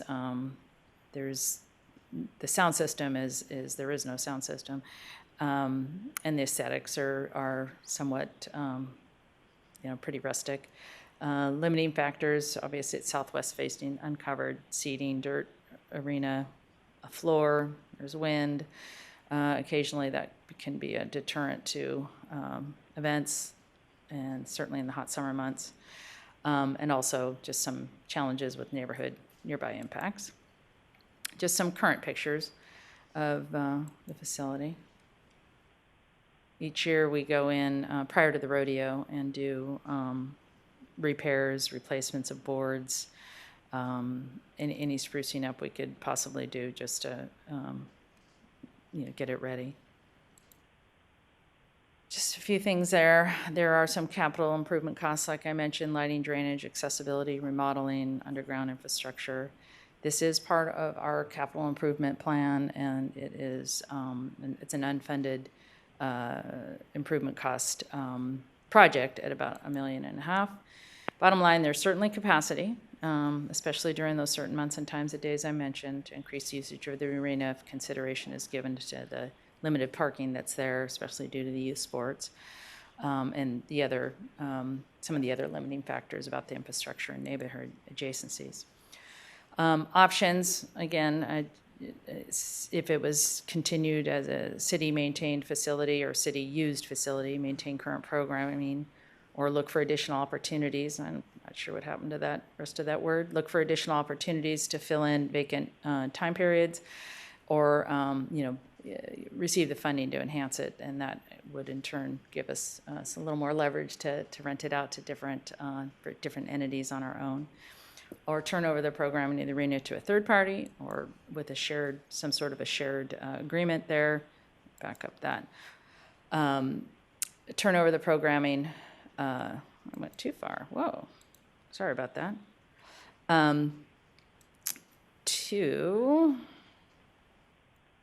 There. Sorry. Oh my goodness. I'm really sorry. It's the 3 presentations in one night problem. There's that. I was just trying to get to the beginning. Oh, that's what I was doing. I'm definitely not. Let's just do that. Sorry. Okay. So, turnover programming. Here's a comparative chart. Maintain existing operations as a city. Current revenue. We could always look for additional opportunities. That would have to be determined in terms of what the revenue potential is there. Enhance or to attract more. Maybe putting a little money towards it or all of it. Obviously, we'd have to look at that in terms of what that would generate, or turning it over. And I don't know if that's the right terminology, but it could be partnering with a third party, or that sort of depends on the direction. And that again is just the summary. Direction to staff is what would be the direction from the city council for the arena. And that was it. Okay, questions? Thank you. This item also hasn't gone through the Parks and Rec Commission, did this? Correct. Okay. Is there ever a time when youth sports is happening at the same time that the rodeo is being occupied? Or is it pretty much they're not ever at the same time? And I'm thinking of parking, like where it's a problem. Right. That those two are separate. Those few days where there's setup and actual rodeo, yeah, they get either they're, because it's around July too, so it's either games are canceled or there's not any schedule at that time. So that's my only question. I'm just wondering about the current schedule. So for soccer and baseball, you talk about either 4 p.m. or 4:30 p.m. to dark. Are there not weekend day games like on Saturdays and Sundays? There are. If you look at the slide on current schedule, baseball or soccer, yeah, all of them have that those fields are busy Monday through Saturday, 4 p.m. to dark. Those are the Saturday would be the game days. From 4 p.m. to dark, right? So Yeah. what happens before 4 p.m.? Those are those little windows that are open. So Saturday and Sundays during the days are open. Yes. Okay. And then I understand you're kind of explaining the parking limitations, but in terms of the Renaissance Fair and the rodeo cross and stuff, how is parking handled for those? Is it what we have is adequate for those types of events? For the Renaissance Fair, yeah, I mean, it bleeds into City Hall parking, library parking, and sometimes even the street parking. Renaissance Fair, they park in the shopping center over here. Circle K pushes them out of that lot. They would probably like to park at the damn bar, but they won't be allowed to. And it's throughout the neighborhood. Okay, thank you. The Renaissance Fair is actually, if you've never been to it, they get a big draw for that. That was the first time I went to Rodeo Park, is for the Renaissance Fair. It's great fun. We watched jousting. Okay, if there's no other questions, let's take our public comments. Okay, your first request to speak tonight is from Joe Gagliardi, and Joe will be followed by Marco Malikatin.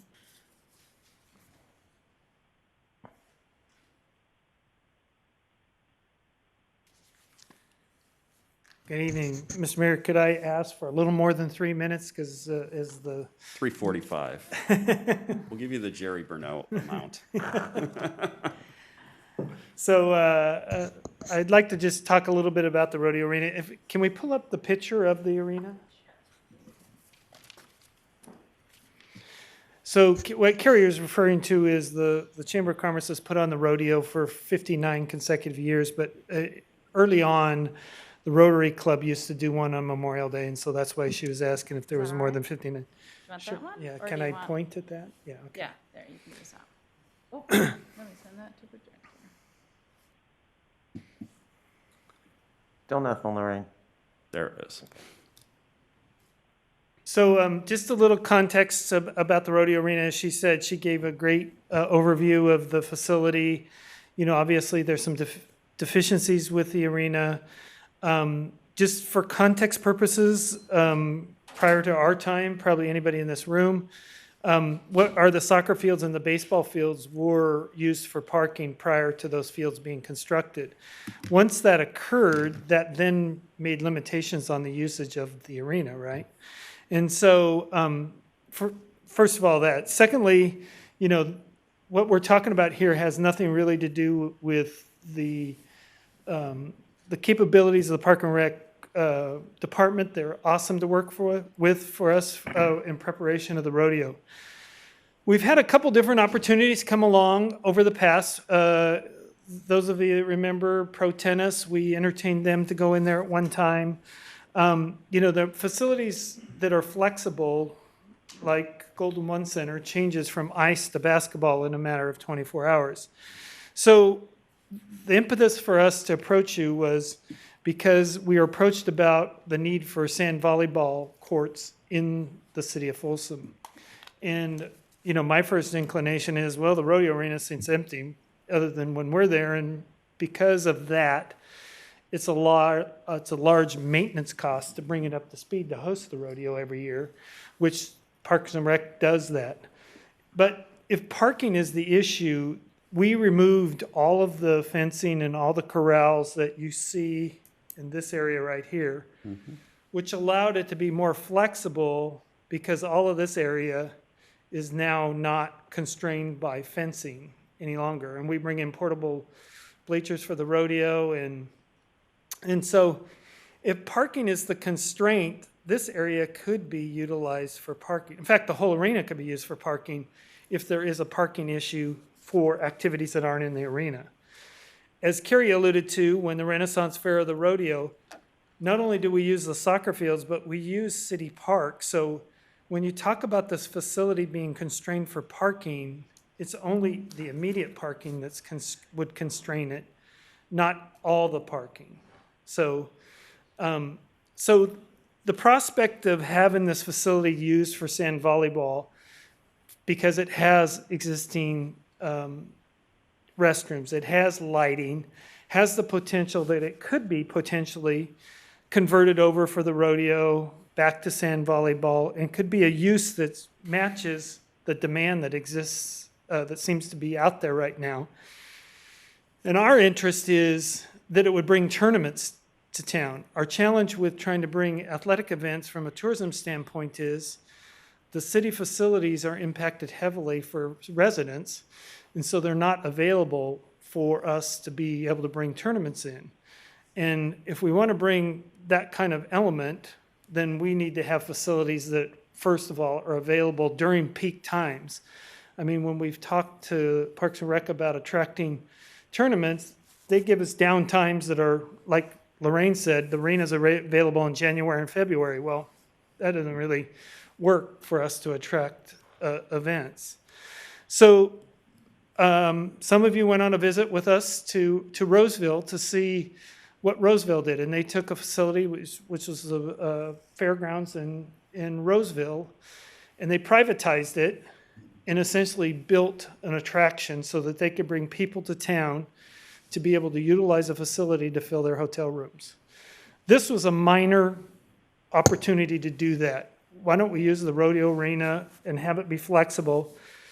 If the concern from the Parks and Rec Department is that's not in our wheelhouse, we don't have the money to do it, I'd written a letter to the city manager saying, hey, maybe we'll consider it and we'll do a revenue share.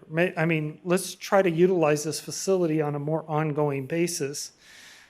And maybe we could look at a long-term use for this beyond what it is, or let's look at what the city ultimately wants to have from a vision standpoint for purposes of an arena. As Lorraine indicated, I don't know if it was visible, but the arena isn't really oriented really well because the sun comes from this direction. And so most of the people in the stands are looking into the sun for an afternoon or evening performance. So hence we brought in portable bleachers every year for the rodeo over here so that they would not be facing the sun. So the possibility exists that you could take this and put paving around this portion and put bleachers here so they're facing the right direction. Anyway, if there was an interest in making this more flexible and more usable, there should be a discussion. Probably should go to the Park and Rec Commission. If the city desires to make this something more than it is today. And the sand volleyball was the impetus for us to initiate that discussion. I'm happy to answer any questions if I probably know more about this arena after 27 years than anybody in this room. So if you want to know where the lights go on, where the toilet plungers are, I could probably tell you. Definitely do not want to share that information with me. Okay, our next speaker is Marco Malikatine, who will be followed by Tom Alkive. Greetings, Mayor, council members, and staff.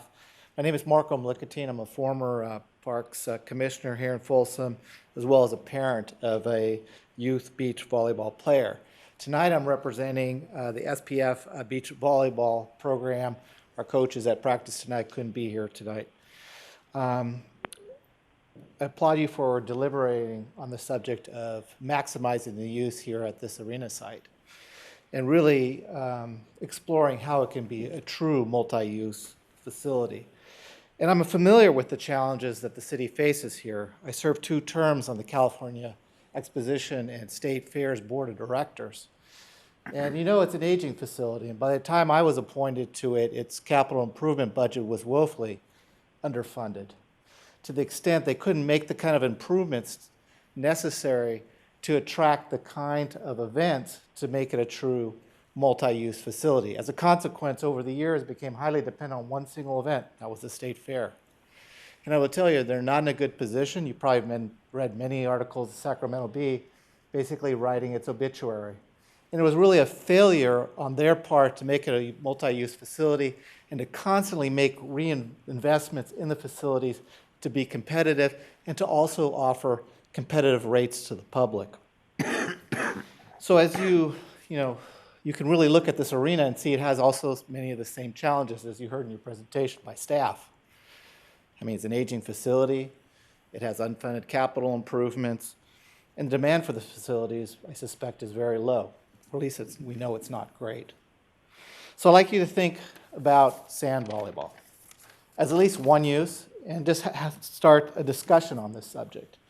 I will tell you there is a demand for our team to find a real tournament site, not just a park, but a tournament site.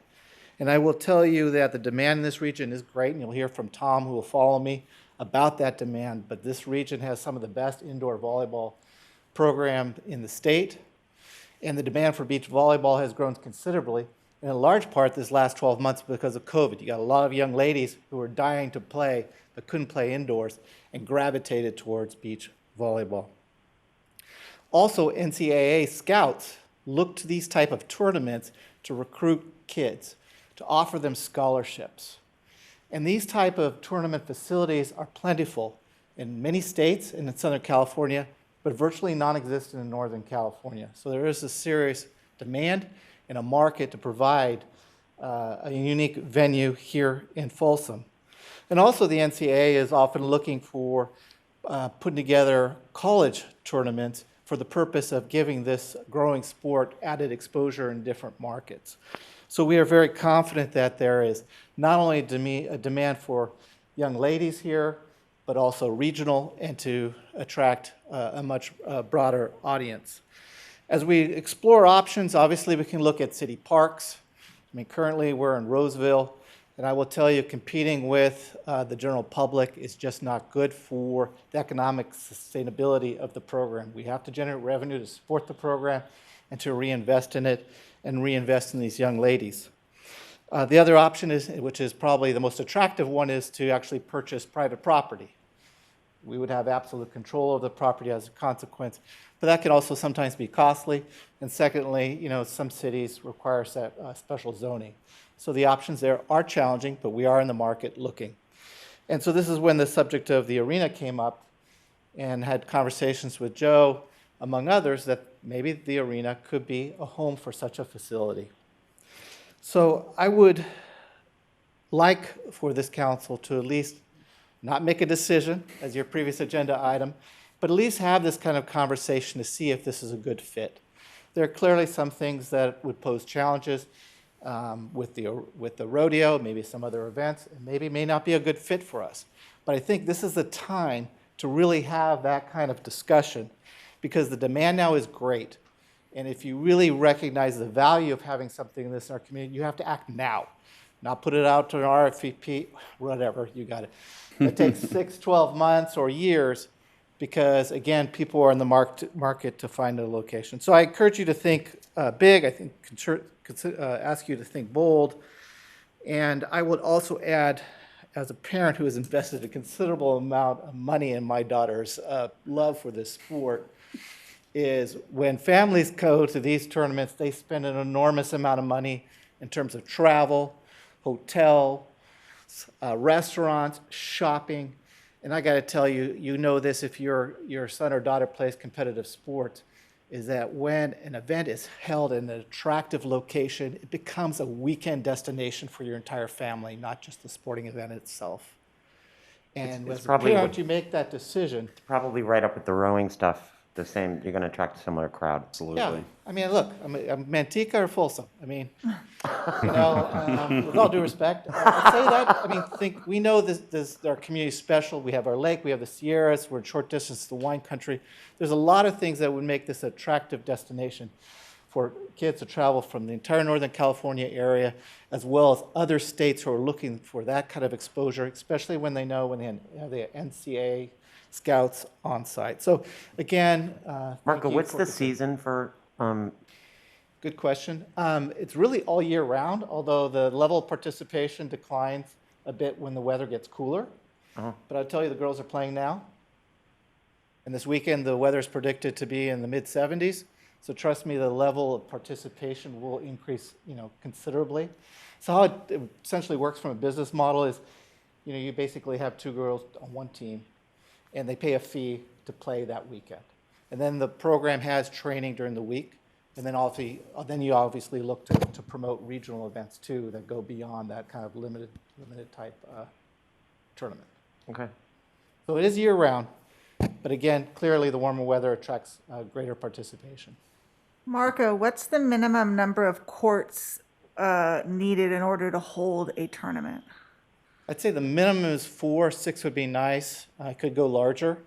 I mean, if the program were to grow considerably, and Tom is probably in a better position to answer some of these questions, is if, for example, if you wanted to put on an NCAA type tournament, they would require a larger court. So you could build one larger court and then those that typically serve high school youth programs. Six would fit in the arena, probably without too much difficulty. Yeah, so in any event, we'd like to have that discussion to kind of figure out how we can move it. Maybe, the property is sizable. Maybe there's some courts that could remain permanent, some that would have to be removed. But again, we would like to start that dialogue. Okay. Very good. I'm happy to have that dialogue start. I'm not interested in booting the rodeo, though. Yeah, no, Of nor are we. course. All right, Thank you. Okay, your next speaker is Tom Alkive, followed by Brian Martell. Good evening, everybody. I appreciate the opportunity. My name is Tom Alkive. I'm approaching 25 years as a Folsom resident. I'm a business owner, and like Marco, I spend a lot of money on volleyball, both indoor and sand. Effectively known as beach volleyball, if any of you want to do research. Sand volleyball actually doesn't exist. It's volleyball played on sand, so the proper term for all of us is beach volleyball. My role in this campaign that we're trying to form here is to make all of you understand and the staff understand what the opportunity is from a demand standpoint. Sand volleyball specifically is almost 400% growth in the last 24 months. COVID spurred on at least half of that, as all indoor sports clearly shut down. Sand was an opportunity. Public facilities made that really difficult. Our daughters started playing again in May of 2020, have not stopped. I think they played 30-plus tournaments throughout safely. No infections, no nothing. So all that did was grow the sport. What it also did is bring boys to the sport. And what you find out is basketball players are damn good volleyball players. Those boys today, I was there this weekend with Marco, we're playing volleyball. So we have added a whole new arena of potential. Are they going to play indoor? Yeah. Are we talking indoor? No. We're talking sand. No interruption intended on the rodeo. Flexible schedules. The whole purpose of what I would like to talk to you guys about is the growth of this. You don't have 400% anything these days, at least not in this city that I know of. This is a legitimate situation. Folsom residents are some of the best volleyball players anywhere in California. And I've traveled outside to see it. They're really good. Both of our daughters participate in national level events that we can't do here in NorCal. So we leave, which is not fun. Our money leaves, which is not fun. I'd rather stay here, as Marco said, Manteca or Folsom. So much demand was created that the CIF, California Interscholastic Foundation or Federation, just deemed 2021-22 school year, high school, girls, it's an accredited sport for CIF. So I don't know of any high school, specifically in Folsom, that has sand volleyball courts ready. Another opportunity for usage for our own residents. There are other schools outside of Folsom that don't have courts. Another opportunity to bring people into Folsom. Colleges. I happen to be, fortunately, a former D1 athlete. These kids these days are looking for anything to latch onto. Right now, volleyball has become a huge scholarship sport. Great opportunity. Both of our daughters are pursuing them. This facility as a destination could bring national level events and bring exposure to our kids, the other residents of Folsom, and kids outside of our area. Bay Area kids don't have facilities. They don't have the space. We might. They'll come because we go to them. And they go to LA and they go to Arizona. We'd like to bring that revenue here to the city to help all of us, especially in a case where there's a great facility that I've put my eyes on already that would fit at least 8 courts, which could bring any national level event, period. It's already been looked at. So I'm asking you guys on behalf of this motion that we're making to you guys to consider for further discussion. There are a lot of details that we don't have time for. So if there are questions, be happy to answer them. If not. I'd love to see you guys get together with Parks and Rec staff and see, what it would take to try to find a way to make this work. Yeah, and the idea, just to give you a quick answer, the idea that we have floating in our head is the cost to the city would be next to nothing. No, I think that conversation needs to take place. And revenue sharing is obviously part of the business plan. Yeah. We would certainly not go without noticing what's being done here, but the intention would mean to not have a burden of cost that the city could not afford. Okay, thank you for sharing all of that. Thank you. Okay, next is Brian Martell, and Brian will be followed by Martha Lofgren. Brian, do you have a daughter that plays volleyball also? Actually, I have 2 daughters. They love to play volleyball, but I want to ditto Marco's and his, I guess, colleague or business partner, or sport partner comments. But when I found out the opportunities that were coming forth with the rodeo arena, I want to just challenge everybody in the room to reflect. I think everybody in this room has been to the rodeo multiple times. When that plane flies over and Lee Greenwood starts singing that song and he jumps out of the airplane and you look around at the audience, you cannot deny that is one of the special places within the city of Folsom that is underutilized. And if we can have youth athletes playing sports there, that's going to benefit the community as well as the kids. How can we deny that? And I think They have also. to play Lee Greenwood at the beginning of every tournament. I'm good with that. I'm good with that. I think it's underplayed. So, especially Maybe today. just every morning we should play the Lee Greenwood song.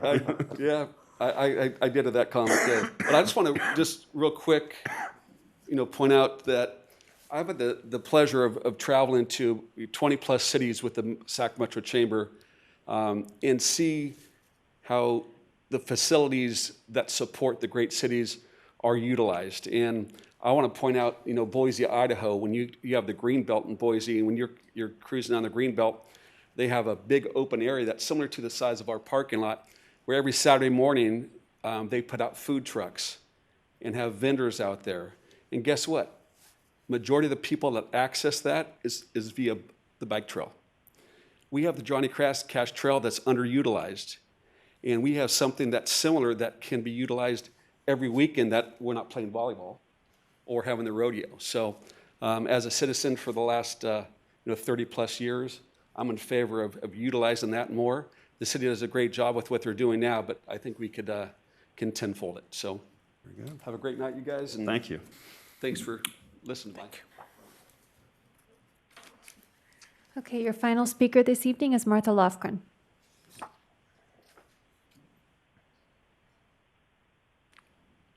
Thank you. Good evening, Mayor, Vice Mayor, and council members.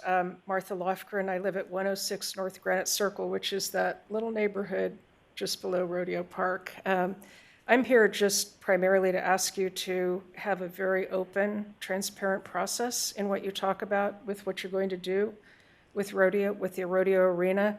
Our neighborhood is a small group, 12 homes, so we're not going to come and flood the council members, but we care about the community, we care about the neighborhood, and we also care about public safety quite a bit because, as you know, there are now homeless that are camping over below the park area. Johnny Cash Trail is not underutilized, it's heavily utilized, and living there, I have the opportunity to walk at all times of the day. I've seen Krista there during the noon hour.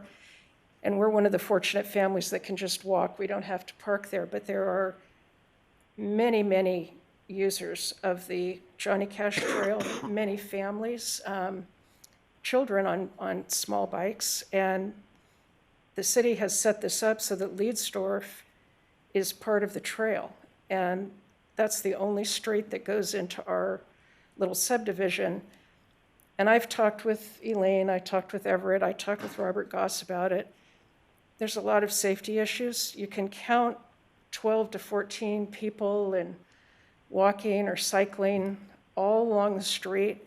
I think it's the only trail in the city that allows cars on it, and the only trail in the city that is the only route into a set of homes. So as you think about what is going to happen, please take that whole context into account because it all matters. I think the sand volleyball is a great idea. If that turned out to be the proposed use, I'm sure our neighborhood would say that's great. We're down low in the neighborhood, so we don't hear any noise from the special event activities that go on. Of course, love the fireworks, and I agree with Brian. It's a wonderful ritual, for our city, part of what gives our city some character. So, on behalf of myself and my husband, we support using the arena and using it in a family-friendly way. I hope you'll take that into account. As you move forward on this, it's very hard for people who are not local government junkies or good friends with the vice mayor to find out what's going on. So if you would please give our neighborhood notice if this is going to go to the Parks and Rec Commission or if there's going to be an informal community meeting. There's a lot of interest. The secretary of our homeowners association is my husband. So many of you have his email address, or I've just given you my home address. Would it be possible for that secretary to actually send an email or just walk to the neighbors' homes? Perhaps with cookies, Jim? Yeah, I'm sure he would do it, yeah. So, we just want to know what's going on is mainly the point. And, I think the last comment that I would make is that during the pandemic, it's become apparent how important it is to be outside. And for young people to be able to do competitive sports outside is wonderful. Again, I think sand volleyball is a great idea. I hope that you'll find a use that takes into account the whole ambiance of that area, the zoo, the Johnny Cash Trail, the library, all the city parks. You have a wonderful outdoor complex there, and I hope this will be part of it. Thank you. Very good, thank you. Joe, you got one last thing you need to say? Yeah, I just wanted to, since Martha brought up the bicycle safety, going down the hill down Stafford Street into that parking lot, it is extreme, bikes come screaming down there. It's just, as she addressed on Leedsdorf too, but Maybe I just wanted to remind you of move that. the speed bumps from the parking garage to there. Yeah, but that bicycle, the people come screaming down that hill. I'm surprised there hasn't been more injuries on that part. Very good, thank you. That's a steep hill. Yeah. Okay, well, council comments, and I guess, I'm the one that sort of,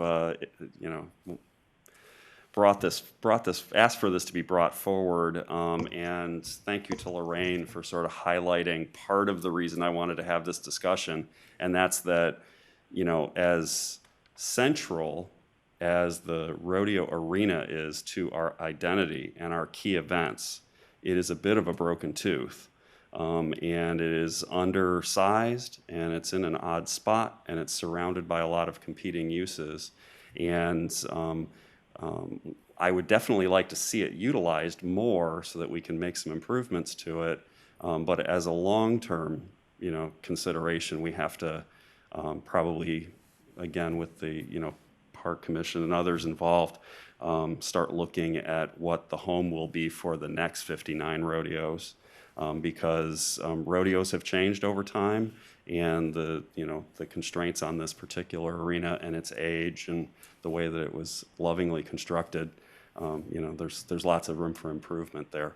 I brought this forward though partly because of some recommendations like the sand volleyball, or some suggestions that came up like the sand volleyball, and partly because I went on one of those study missions with the Tourism Board and Chamber to Greenville, South Carolina, and one of the things we did as an activity was go on a bike ride on their trail system, their version of the Johnny Cash Trail, and it was set up with some intermediate stops that had modest commercial uses at them, a concession stand or a bicycle rental or something like that, and I think some periphery commercial development in that area that's supportive of the use of Johnny Cash Trail without being disruptive to the neighborhood, I think would be terrific. So that was what I had imagined and why I wanted to have this discussion and try and get us moving forward on finding some more creative ways to make use of that space. And it certainly was not to purposefully disrupt any baseball or soccer matches that normally are taking place in the park part of that area. For me, so one of the favorite organizations that I was able to be a part of was the Folsom Economic Development FedCorp. And one of the things that I enjoy that gets me excited is talking about things that will drive people into Folsom, things that will, fill the hotels and support the retail shops and the restaurants.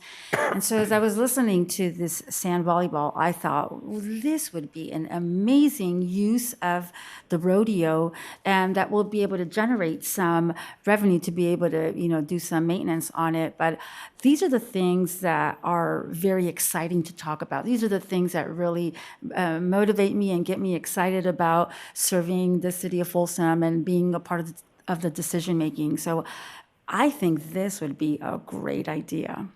Just overall, I think it would be fantastic. Gary, thoughts? I already said I want them to get together with Park and Rec staff and figure out a way to make it work. Okay. Sarah?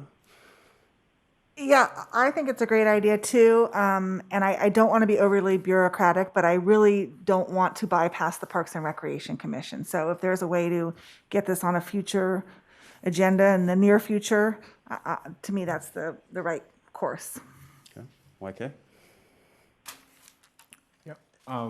I think I asked the same question when the building came, which committee or so historic districts probably at least we should have touched before it comes here. Anyway, along the same lines, I think we have to start this one at the appropriate level, Parks and Rec, and also maybe tableizing, how many tournaments are we going to host? 6, 10? We have 365 days.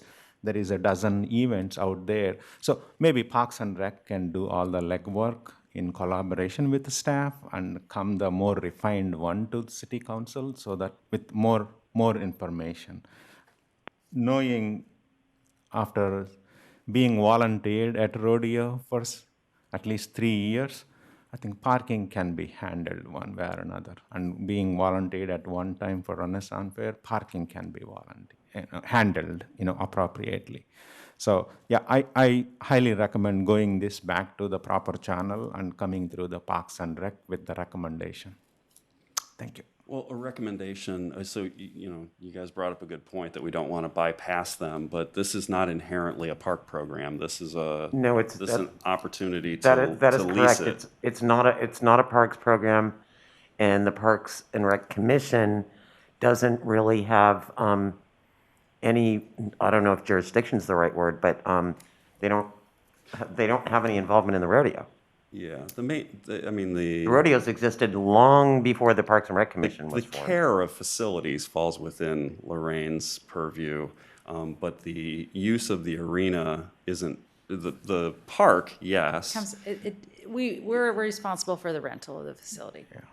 Okay, so I think one aspect of this that we probably should at least entertain is because of the idea of sand volleyball and maybe some concession type spaces or something like that, this may need to be, again, kind of a request for proposal situation.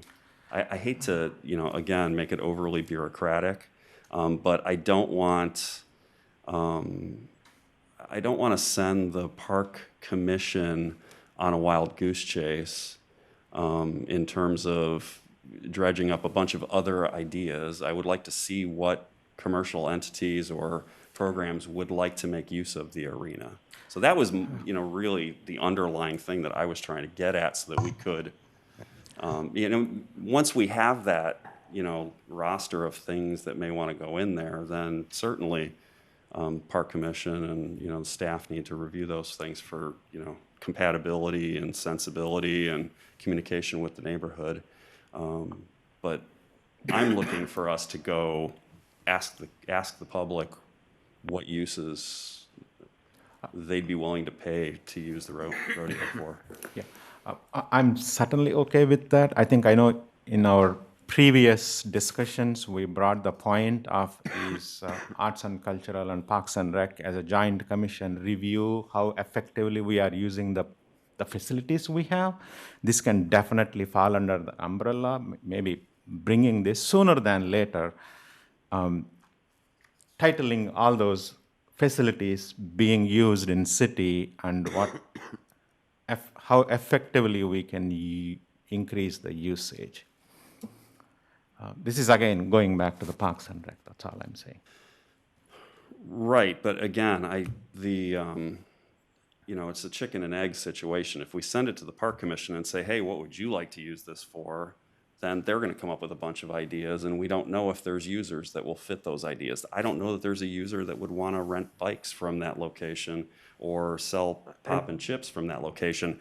That's why I'm saying if we did a general call for proposals, it doesn't need to have massive amounts of detail. It can be kind of open-ended and see what comes out. And sports programs is, kind of the leader in the clubhouse at the moment. You can come up if you wanted to comment. I'm not interested. I think I know what you're talking about. We saw something similar on the Boise trip. Mm-hmm. I would envision if there's going to be any commercial type things like we saw in Boise, and I didn't go on the Greenville trip, so I can't address that, but that's not what I want to see at that location. I want to see that over perhaps at Lake Natoma, but not there. I'm not looking for a concessionaire. So the Greenville Trail was very long, and there were sort of milestones on it where there were some of those things at Lake Natoma. That's what they did in Boise, but that's not what I want to see there. Okay. Mr. Mayor, if I could just comment Sure. in terms of process, the chicken and egg thing. it might make more sense to bring it to the Parks and Rec Commission because there are parameters similar to what I've laid out here of kind of those sweet spots. And then that'll help us craft an RFP so that's not so open-ended and we can get a lot of people's hopes up that they have, the whole playing field, so to speak, to choose from. If our desire is to kind of keep some of those other agreements we have in place, if those are not variables, I think we could come up with the sweet spot. If those are variables, then I think we need to know that are we throwing out all of that? Okay, and well, starting listen, over? you could interpret the presentation that you gave us as there is no availability, and the only thing we can use it for is those 10 events that you listed. The rodeo, the cyclocross, and the Renaissance Fair, and the couple of concerts. So if that's truly the case, then we can put this whole thing to bed. If there's no opportunity to use it because the parking is completely occupied by soccer player parents, then what have we been doing? Maybe I asked the wrong question. I just, I think that an open-ended proposal will raise at least the specific interest of groups that might want to do sand volleyball or others, and then we can creatively determine if we can, make everything interlock. I'm more interested in more deeply exploring the sand volleyball because what's going to happen is if you leave this open-ended, somebody's going to say, I want it to be lacrosse, or I want it to be, some other use that has nothing to do with this and that may or may not be compatible with the neighbors or other things that are taking place down there. Yeah, so there's some inherent facility improvements that would be needed if you need turf there, that would make sand volleyball much more attractive. So, just making those comparisons, and I'm not saying go do a open-ended RFQ. Well, you're just trying to get the rodeo moved somewhere else. I actually want the rodeo to be better. That's what I remember your campaign promise that you were going to build a new rodeo arena south of the freeway. The Fred Flintstone stands are hilarious to me, and I think that we can do better. They were lovingly constructed by longtime Folsom residents, and I really appreciate them. They're charming, but we have ADA issues like we talked about with 405 Natoma, and we have bathroom issues, and we have concession issues. There's all kinds of access and compatibility with a modern rodeo event. And so I don't need to do that discussion, but thank you for reminding me. Lorraine, when's the next Park and Rec Commission meeting? April 6th. Well, so that's not that far out. No, of course not. And I understand your point about what are they going to talk about? Well, I think there needs to be some sort of a discussion with these guys and staff before, so that Lorraine's got something, that looks like it's at least a quarter baked before you go to the Parks Commission. Okay. Well, let's take the sand volleyball suggestion to the Parks Commission. Yeah. Let's do that. Okay. But I think they're going to need more context as to what would be required. You can't just go say, hey, let's play sand volleyball at the rodeo arena. Well, that's incumbent on the proposers for that use to explain what their needs would be.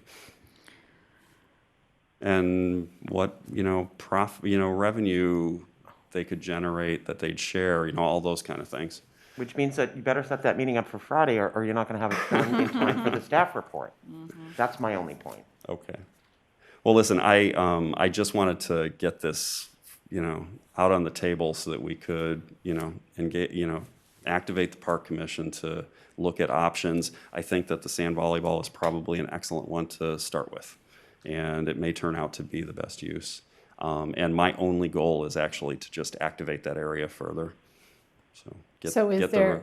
Thank you, Mayor. So is there a general consensus that the staff direction is that we are to take a sand volleyball proposal to the Parks and Rec Commission to see if there's viability there? Yes, at least for me. Is that everyone generally good with that? That is one proposal. Again, as I mentioned before. Well, it may fail, and we'll look at other things, but we can at least start there. And basically, this is not yay or nay from the Parks Commission. This is get input from the Parks and Rec Commission, and it comes back to us. Right. Okay, okay, But got it, satisfactory guidance? sure, yep. It's not what I expected out of this meeting, but it's a happy It's not- result. Not Yeah. quite what I expected, but okay. Okay. Mr. Mullicaton, did you still want to comment? I want to speak to Carrie's suggestion, and that is this, is we toured the facility, and it has a lot of assets that are very appealing to us, not to mention the large space, the grandstand, the lighting, access to water to cool the courts. You mentioned different amenities, you could have food trucks, all sorts of things. I mean, if you really were thinking big and ambitious in terms of how you can create a lot of energy at this location. But we recognize too that this is the rodeo. And Joe mentioned there's some thoughts about changing the direction of the format of orientation. Thank you, Joe. It's been a long night.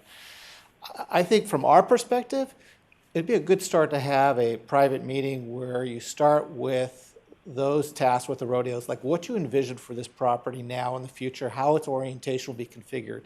And then we as an organization can make an assessment of what space is remaining and what we could use it, and if and when, to make our own determination if it's a good business venture for us before we go to the Parks And I Commission. think maybe the chamber is involved in that discussion, so there could be ideas that Joe and the folks at the chamber were thinking about, but if modifications could be made to more readily accommodate other uses, I'm sure that would be a good conversation to have. Right. So we have a lot of questions too, which I feel if we had a Parks Commission scheduled 2 weeks out, we may not have all the answers in sufficient time for the public to give serious consideration to something we're really excited Yeah, about. I don't want to press it onto a park commission schedule prematurely, but I would like the staff to look at that with you. And there's an obvious tourism connection to this, so the tourism executive director back there should probably be involved in that discussion.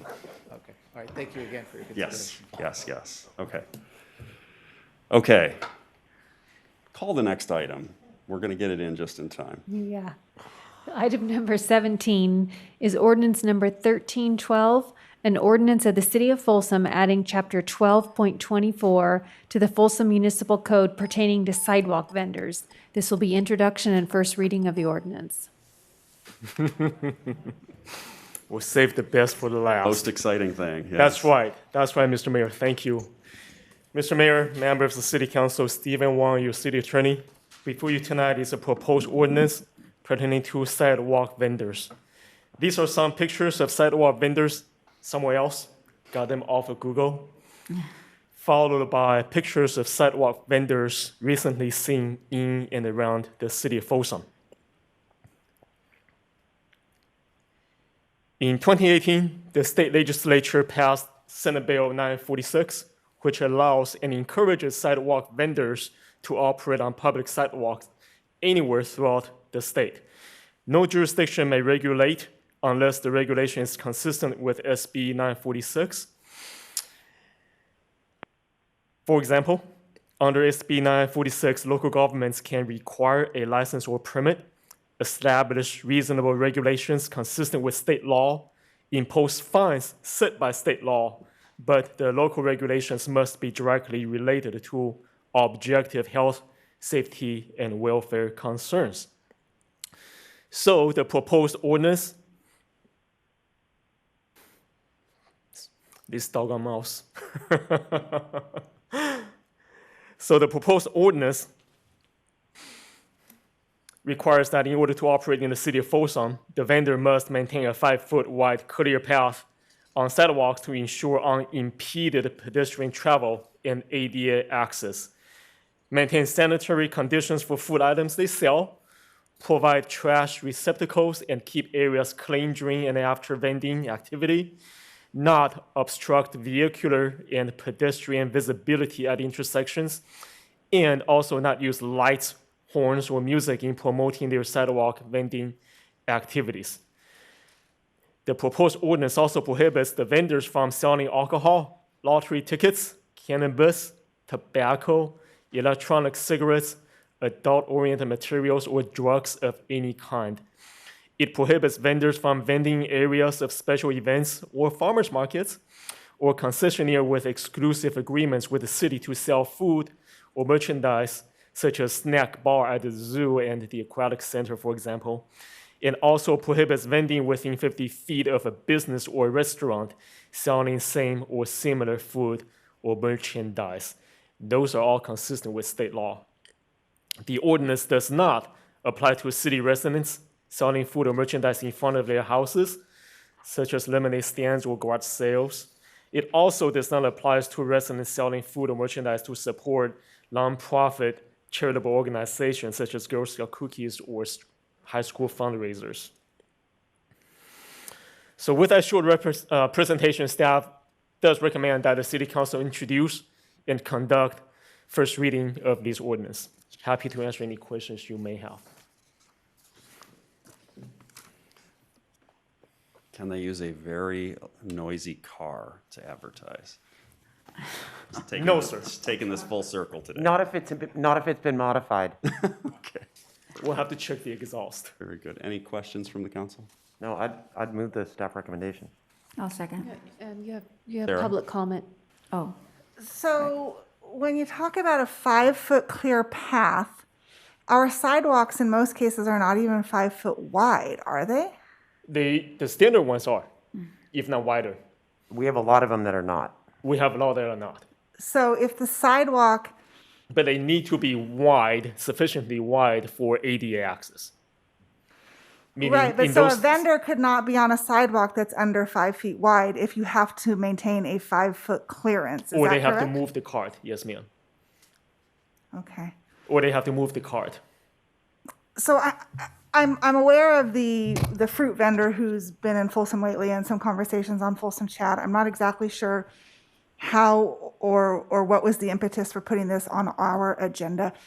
I guess my question is, what problem are we trying to solve here with this ordinance? There are two objectives.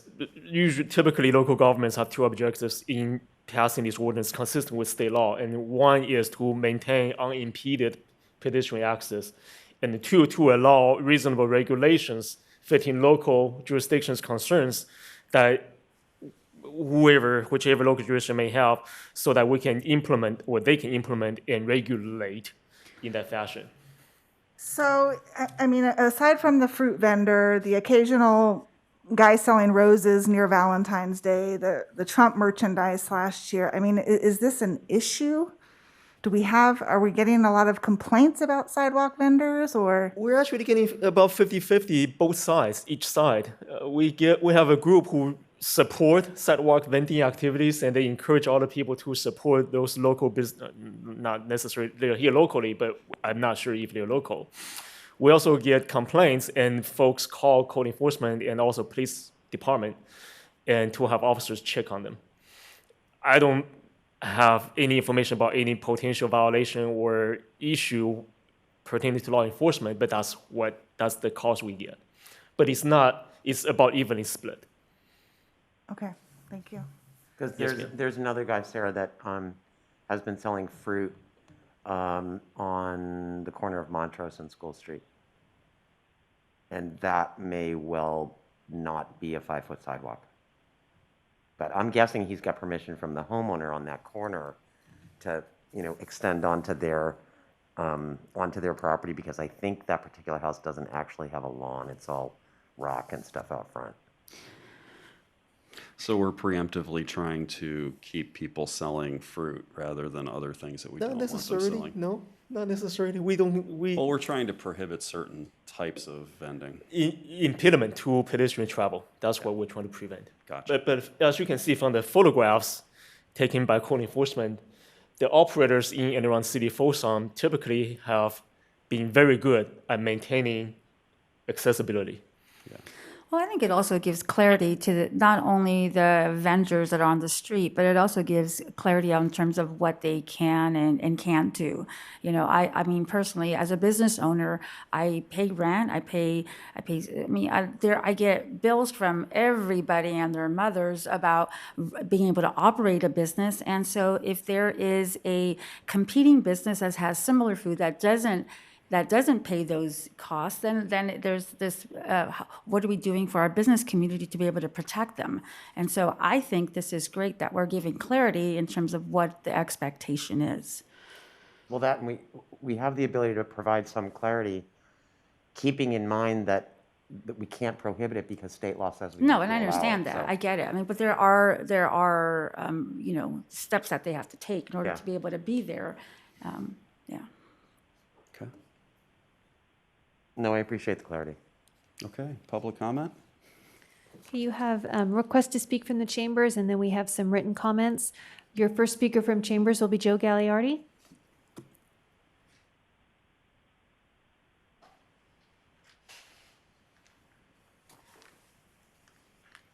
Good evening, Mayor, members of the council. I just wanted to support this ordinance and really kind of reflect what Rosario spoke to with regards to the people that have brick and mortar stores and something that might be competing to sell against them. And this, I think, evens the playing field without preventing vendors from doing it, but we want to make sure that those that are paying taxes and so forth are not at a disadvantage. Thanks. Excellent, thank you. I'm guessing we have a speaker card for Mr. Holderness. I have a sneaking suspicion.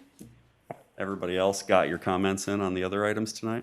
Just a question, Mr. Mayor. I wanted to ask the city attorney if this SB 946 has been measured in light of the home rule provisions of the California State Constitution. And the reason that's important is Folsom is a charter city, and therefore it is imbued with the full powers of home rule under that Constitution.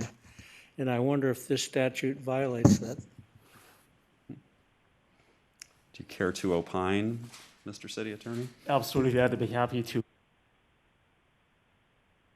So as former mayor and my good friend, Mr. Holderness, Army buddy, stated, we are a charter city, and by law, we enjoy under the state constitution a great deal of latitude pertaining to home rule.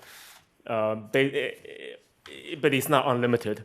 So the only entity that can decide whether a particular law is constitutional or not pertaining to a charter city's home rule privilege is the courts. And neither he or I can make that determination. Even if the legislature says a particular legislation applies to charter cities because that legislation is a matter of statewide concern, that doesn't mean the court will uphold it. But the courts have, in the recent memory anyway, typically upheld such declaration. Okay. Any other public comment? Okay, I think we may have a caller on the line who wants to speak. Is there anybody there who would like to offer comments?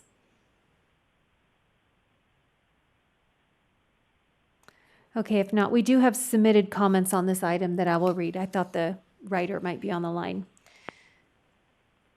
So this is comments submitted by Margie Donovan, and she writes, I'm a person living in the city of Folsom, and I am blind. I have concerns with agenda items 2 and 12, and we heard from Margie earlier in the night on item number 2. But she writes specifically to item number 12, vendors on Folsom sidewalks have forced me as a pedestrian into Blue Ravine to pass one of these carts on several occasions. Pete Picardo and Folsom PD are both aware of this issue. Regardless of the PD and Pete speaking with these vendors, they still operate their business on the sidewalks, blocking the way for pedestrians. I urge that the council clearly becomes informed of this issue prior to passing anything that would allow for sidewalk vendors. Thanks, Margie Donovan. Could somebody get back to Margie and explain that this is the result of a change in state law? Well, and we've implemented it so that we can enforce the space that's necessary for people to pass. I don't think she's going to be happy about it regardless. So, We'll talk with her. Any questions or comments from the council? Yes, I do. So, but even without this sidewalk vendor ordinance, someone can't just block the public right-of-way, correct? That is correct. Okay. But this ordinance gives us the penalty to enforce. Mm-hmm. I guess for me, I understand the desire to, what you're talking about, Rosario, about, brick and mortar stores and I don't want to say level the playing field, but being sensitive to the overhead, and that sort of thing. I get that. But to me, I just feel like this is overkill. I don't think we have a large issue with sidewalk vendors. And I think it's kind of interesting in light of Reed Bellis's comments earlier about, the barbershop in his garage. We've got kind of several examples of these micro enterprises, right? Where you've got sidewalk vendors, you've got home bakers, you've got folks like him who are wanting to have a barbershop or something in their home, which, probably the council will take that up in the future. And I don't know, to me, this just seems like overkill, and I don't think this is a good use of code enforcement resources. I would think any halfway decent person, when they see Miss Donovan coming or somebody coming in a wheelchair or whatever, that they would move out of the way and let that person pass. I mean, that just seems like the decent thing to do. So I'm not going to support this. Personally, just comment. I love the entrepreneurial spirit. I love that people can get out and sell something on their own. But I think giving clarity. I don't know if enforcing really is a thing. More as educating people, educating vendors on the street that here are some of the requirements that you need to take as you sell whatever product it is that you're selling. This is actually going to make Pete's life easier because those people that are posting on Folsom Chat are calling the police department. They're calling code enforcement. More resources are going into dealing with the issue without the ordinance than I think if we have the ordinance in place. Okay, would you like to have the last word? No, I think you guys have received enough complaints. I know you said 50-50. Roughly, yes, sir. Roughly. Right, and number of items we are facing, I do see around, these ones. So by putting this ordinance, if we pass, then they have to go through, they get all those, they get the license, and they can, and you guys give them the instructions what to do, and they can maybe still continue doing, but not on the sidewalk. They may ask the resident, and they can put on their lawn. No, it can't be in a residential area with this ordinance. Not in residential neighborhoods. Yeah. In parks, yes, it's okay. In non-residential zoned areas, that's okay. Girl Scout cookies and lemonade stands. Yeah. On residential. On residential, right?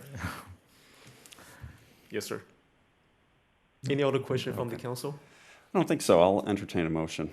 I'll move the staff recommendation. I'll second. Okay, we have a motion and a second. Please call the roll. Councilmember Howell? Yes. Rodriguez? Yes. Aquino? No. Chalem-Cherla? And Kozlowski? Yes. Okay, city manager report Okay, thank you, Mayor. at long last. Thanks to our advancement into the less restrictive red tier in the governor's reopening framework, I'm pleased to report that the Andy Moran Sports Complex reopened to the public at 10% capacity today.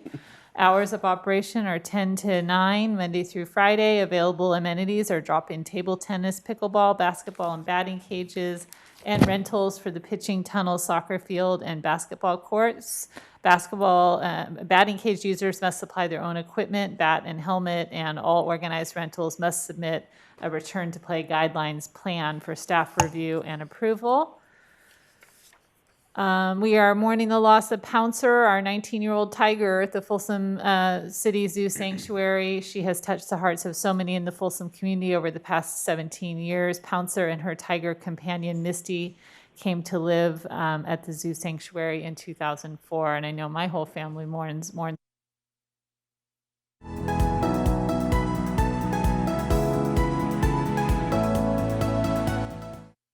Of Station 35 and answering a ton of questions that I had.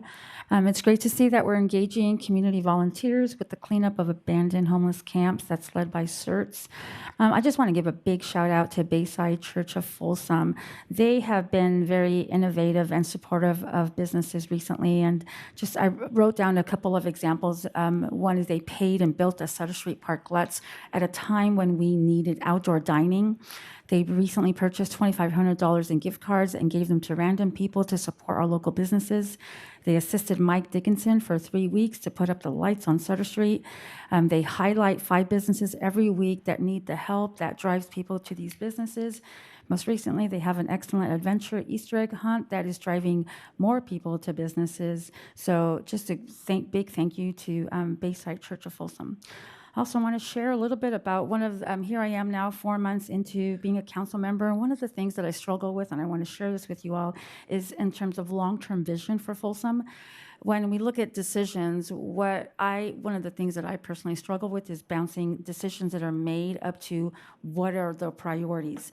I attend church near the Department of Motor Vehicles, and for the past several years, I walk out and I look at an area that is kind of run down. It needs revitalization. There are businesses that struggle. There's high turnover. I recently went yesterday to Faux Vegan, and I was talking to the owner, Don, and he put so much money into his new business, and it looks fantastic. I had a dish that had a replacement of chicken, which I thought was really good. I'm a carnivore. My friend here, Carrie, will call me a porkitarian, but I found it so good, and I thought, what are some ways that we could help these businesses in, I think it's called the Central Business Area, but that whole area needs revitalization or make it a little more beautiful. I want to give a big congratulations to Lisa Tudor of Twin Lakes Food Bank. She was recently the District 6 Woman of the Year. I serve on the board of directors for Twin Lakes, and Lisa has done just an amazing job since she came on board of really doing great things with the food bank and taking the food bank through the crisis and the pandemic and getting food to the food insecure. So that's it. Very good. Thank you. Carrie? The usual suggestions, well, not suggestion, but I'm really, really tired of watching people run red lights.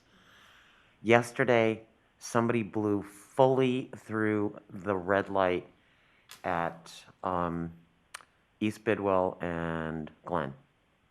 Full-blown red. Somebody could have been killed. And of course, it's somebody driving a full-size four-wheel drive pickup that chose to do this. People are speeding everywhere. I agree with the discussion earlier tonight about the annoying exhaust systems. Fortunately, I live in a cul-de-sac, but if I lived near a main road and I had to listen to that, that's something that would wake me up at night. With regard to the other things that are going on, things are all good at our team. We had a board meeting last night. The connector JPA meeting that was supposed to take place on Friday has been canceled because we didn't have, frankly, a lot of things to discuss. We just did a change order tonight that's going to facilitate earlier construction of a portion of the trail that will be along the connector on the Folsom section, and they're doing it to balance cut and fill, so it's going to happen at less cost than would otherwise if they constructed it later. And the good news is that construction is actually ongoing out there, so the Folsom section of the connector is going to be the first one to be completed, which means that light at East Bidwell and White Rock will be installed soon, which will eliminate our highest or our lowest level of service location in the city of Folsom. Regional Sand meets tomorrow, but things are otherwise going well at the district. So all is good in the neighborhood. Very good. Thank you. Sarah? YK. I started visiting the city offices, just like Rosario. Thanks to Michelle and Elaine for arranging all those. It's quite a bit of learning there. And also, last weekend there was a group of people who came, and of course I was talking to them, and they said, we want to pick up the trash. There about 20 people came, and they picked up almost 8 big bags of trash, especially those big parks, Lemby Park and Ed Mitchell Park and Economy Park. I was thinking, okay, maybe encouraging those kind of people. I did see one time, Vice Mayor's family picked up, large group of bags, maybe thinking that as, one of the program. That's what I'm thinking as a, council member. And more than that, the Tonight, I learned quite a bit on the agenda items. I know it is 10:33, 3 minutes past of our regular. No, it's a reasonably eye-opening for me, how things we have to act on it and what is the best interest of the citizens and residents. It's a good lessons, for me tonight one. And the last one is, I know I'm going to look at the camera, ask Folsom. It is still budget season, and tell us, where you want services to be improved or where you see no value for some of the services. I'm always open to listen to you, and we still have some more time to, feed those information to our city manager. With that, thank you. Okay, just a couple of very quick things from me. The SACOG meeting last week, on Thursday, we had a very robust discussion of what the charge should be for the Race, Equity, and Inclusion subcommittee that has been formed. And I will just make this suggestion as food for thought. Everybody should try and understand the difference between the word equity and the word equality. They get used interchangeably, but they actually mean very different things. So that's homework for anybody who's interested. David Sander sits on the SACOG board with me, and also this year is the chairman of the Transportation Committee for National League of Cities. So Elaine, I guess for you, he is, with that committee, has sort of a direct ability to make recommendations about changes to federal transportation programs. And with the anticipation that there may be as much as $3 billion in a future infrastructure bill. He literally said, hey, cities, let us know if you have any particular suggestions on how those programs might be modified to be more beneficial. So very, very helpful. Those earmarks are making a comeback, which could be very good for us. In a big way. He asked for any comments that we had within the next, well, I guess it would be 2.5 weeks now. So okay. Just send all the money to Northern California and Folsom in particular. Exactly. So that's going on. And then on a little bit of a kind of sad note, I don't know if it's a spring thing necessarily, but there's been a lot of kind of turmoil in the world over the last year, and we had a young man attempt suicide here in Folsom this past week. If you find yourself in that position, reach out for help, and if you see somebody that is contemplating that, make sure that you reach out and help them. The National Suicide Prevention Hotline is 800-273-8255. So look that up when you need it, and please remember that there's more reasons to stay here than to leave. With that, we are adjourned.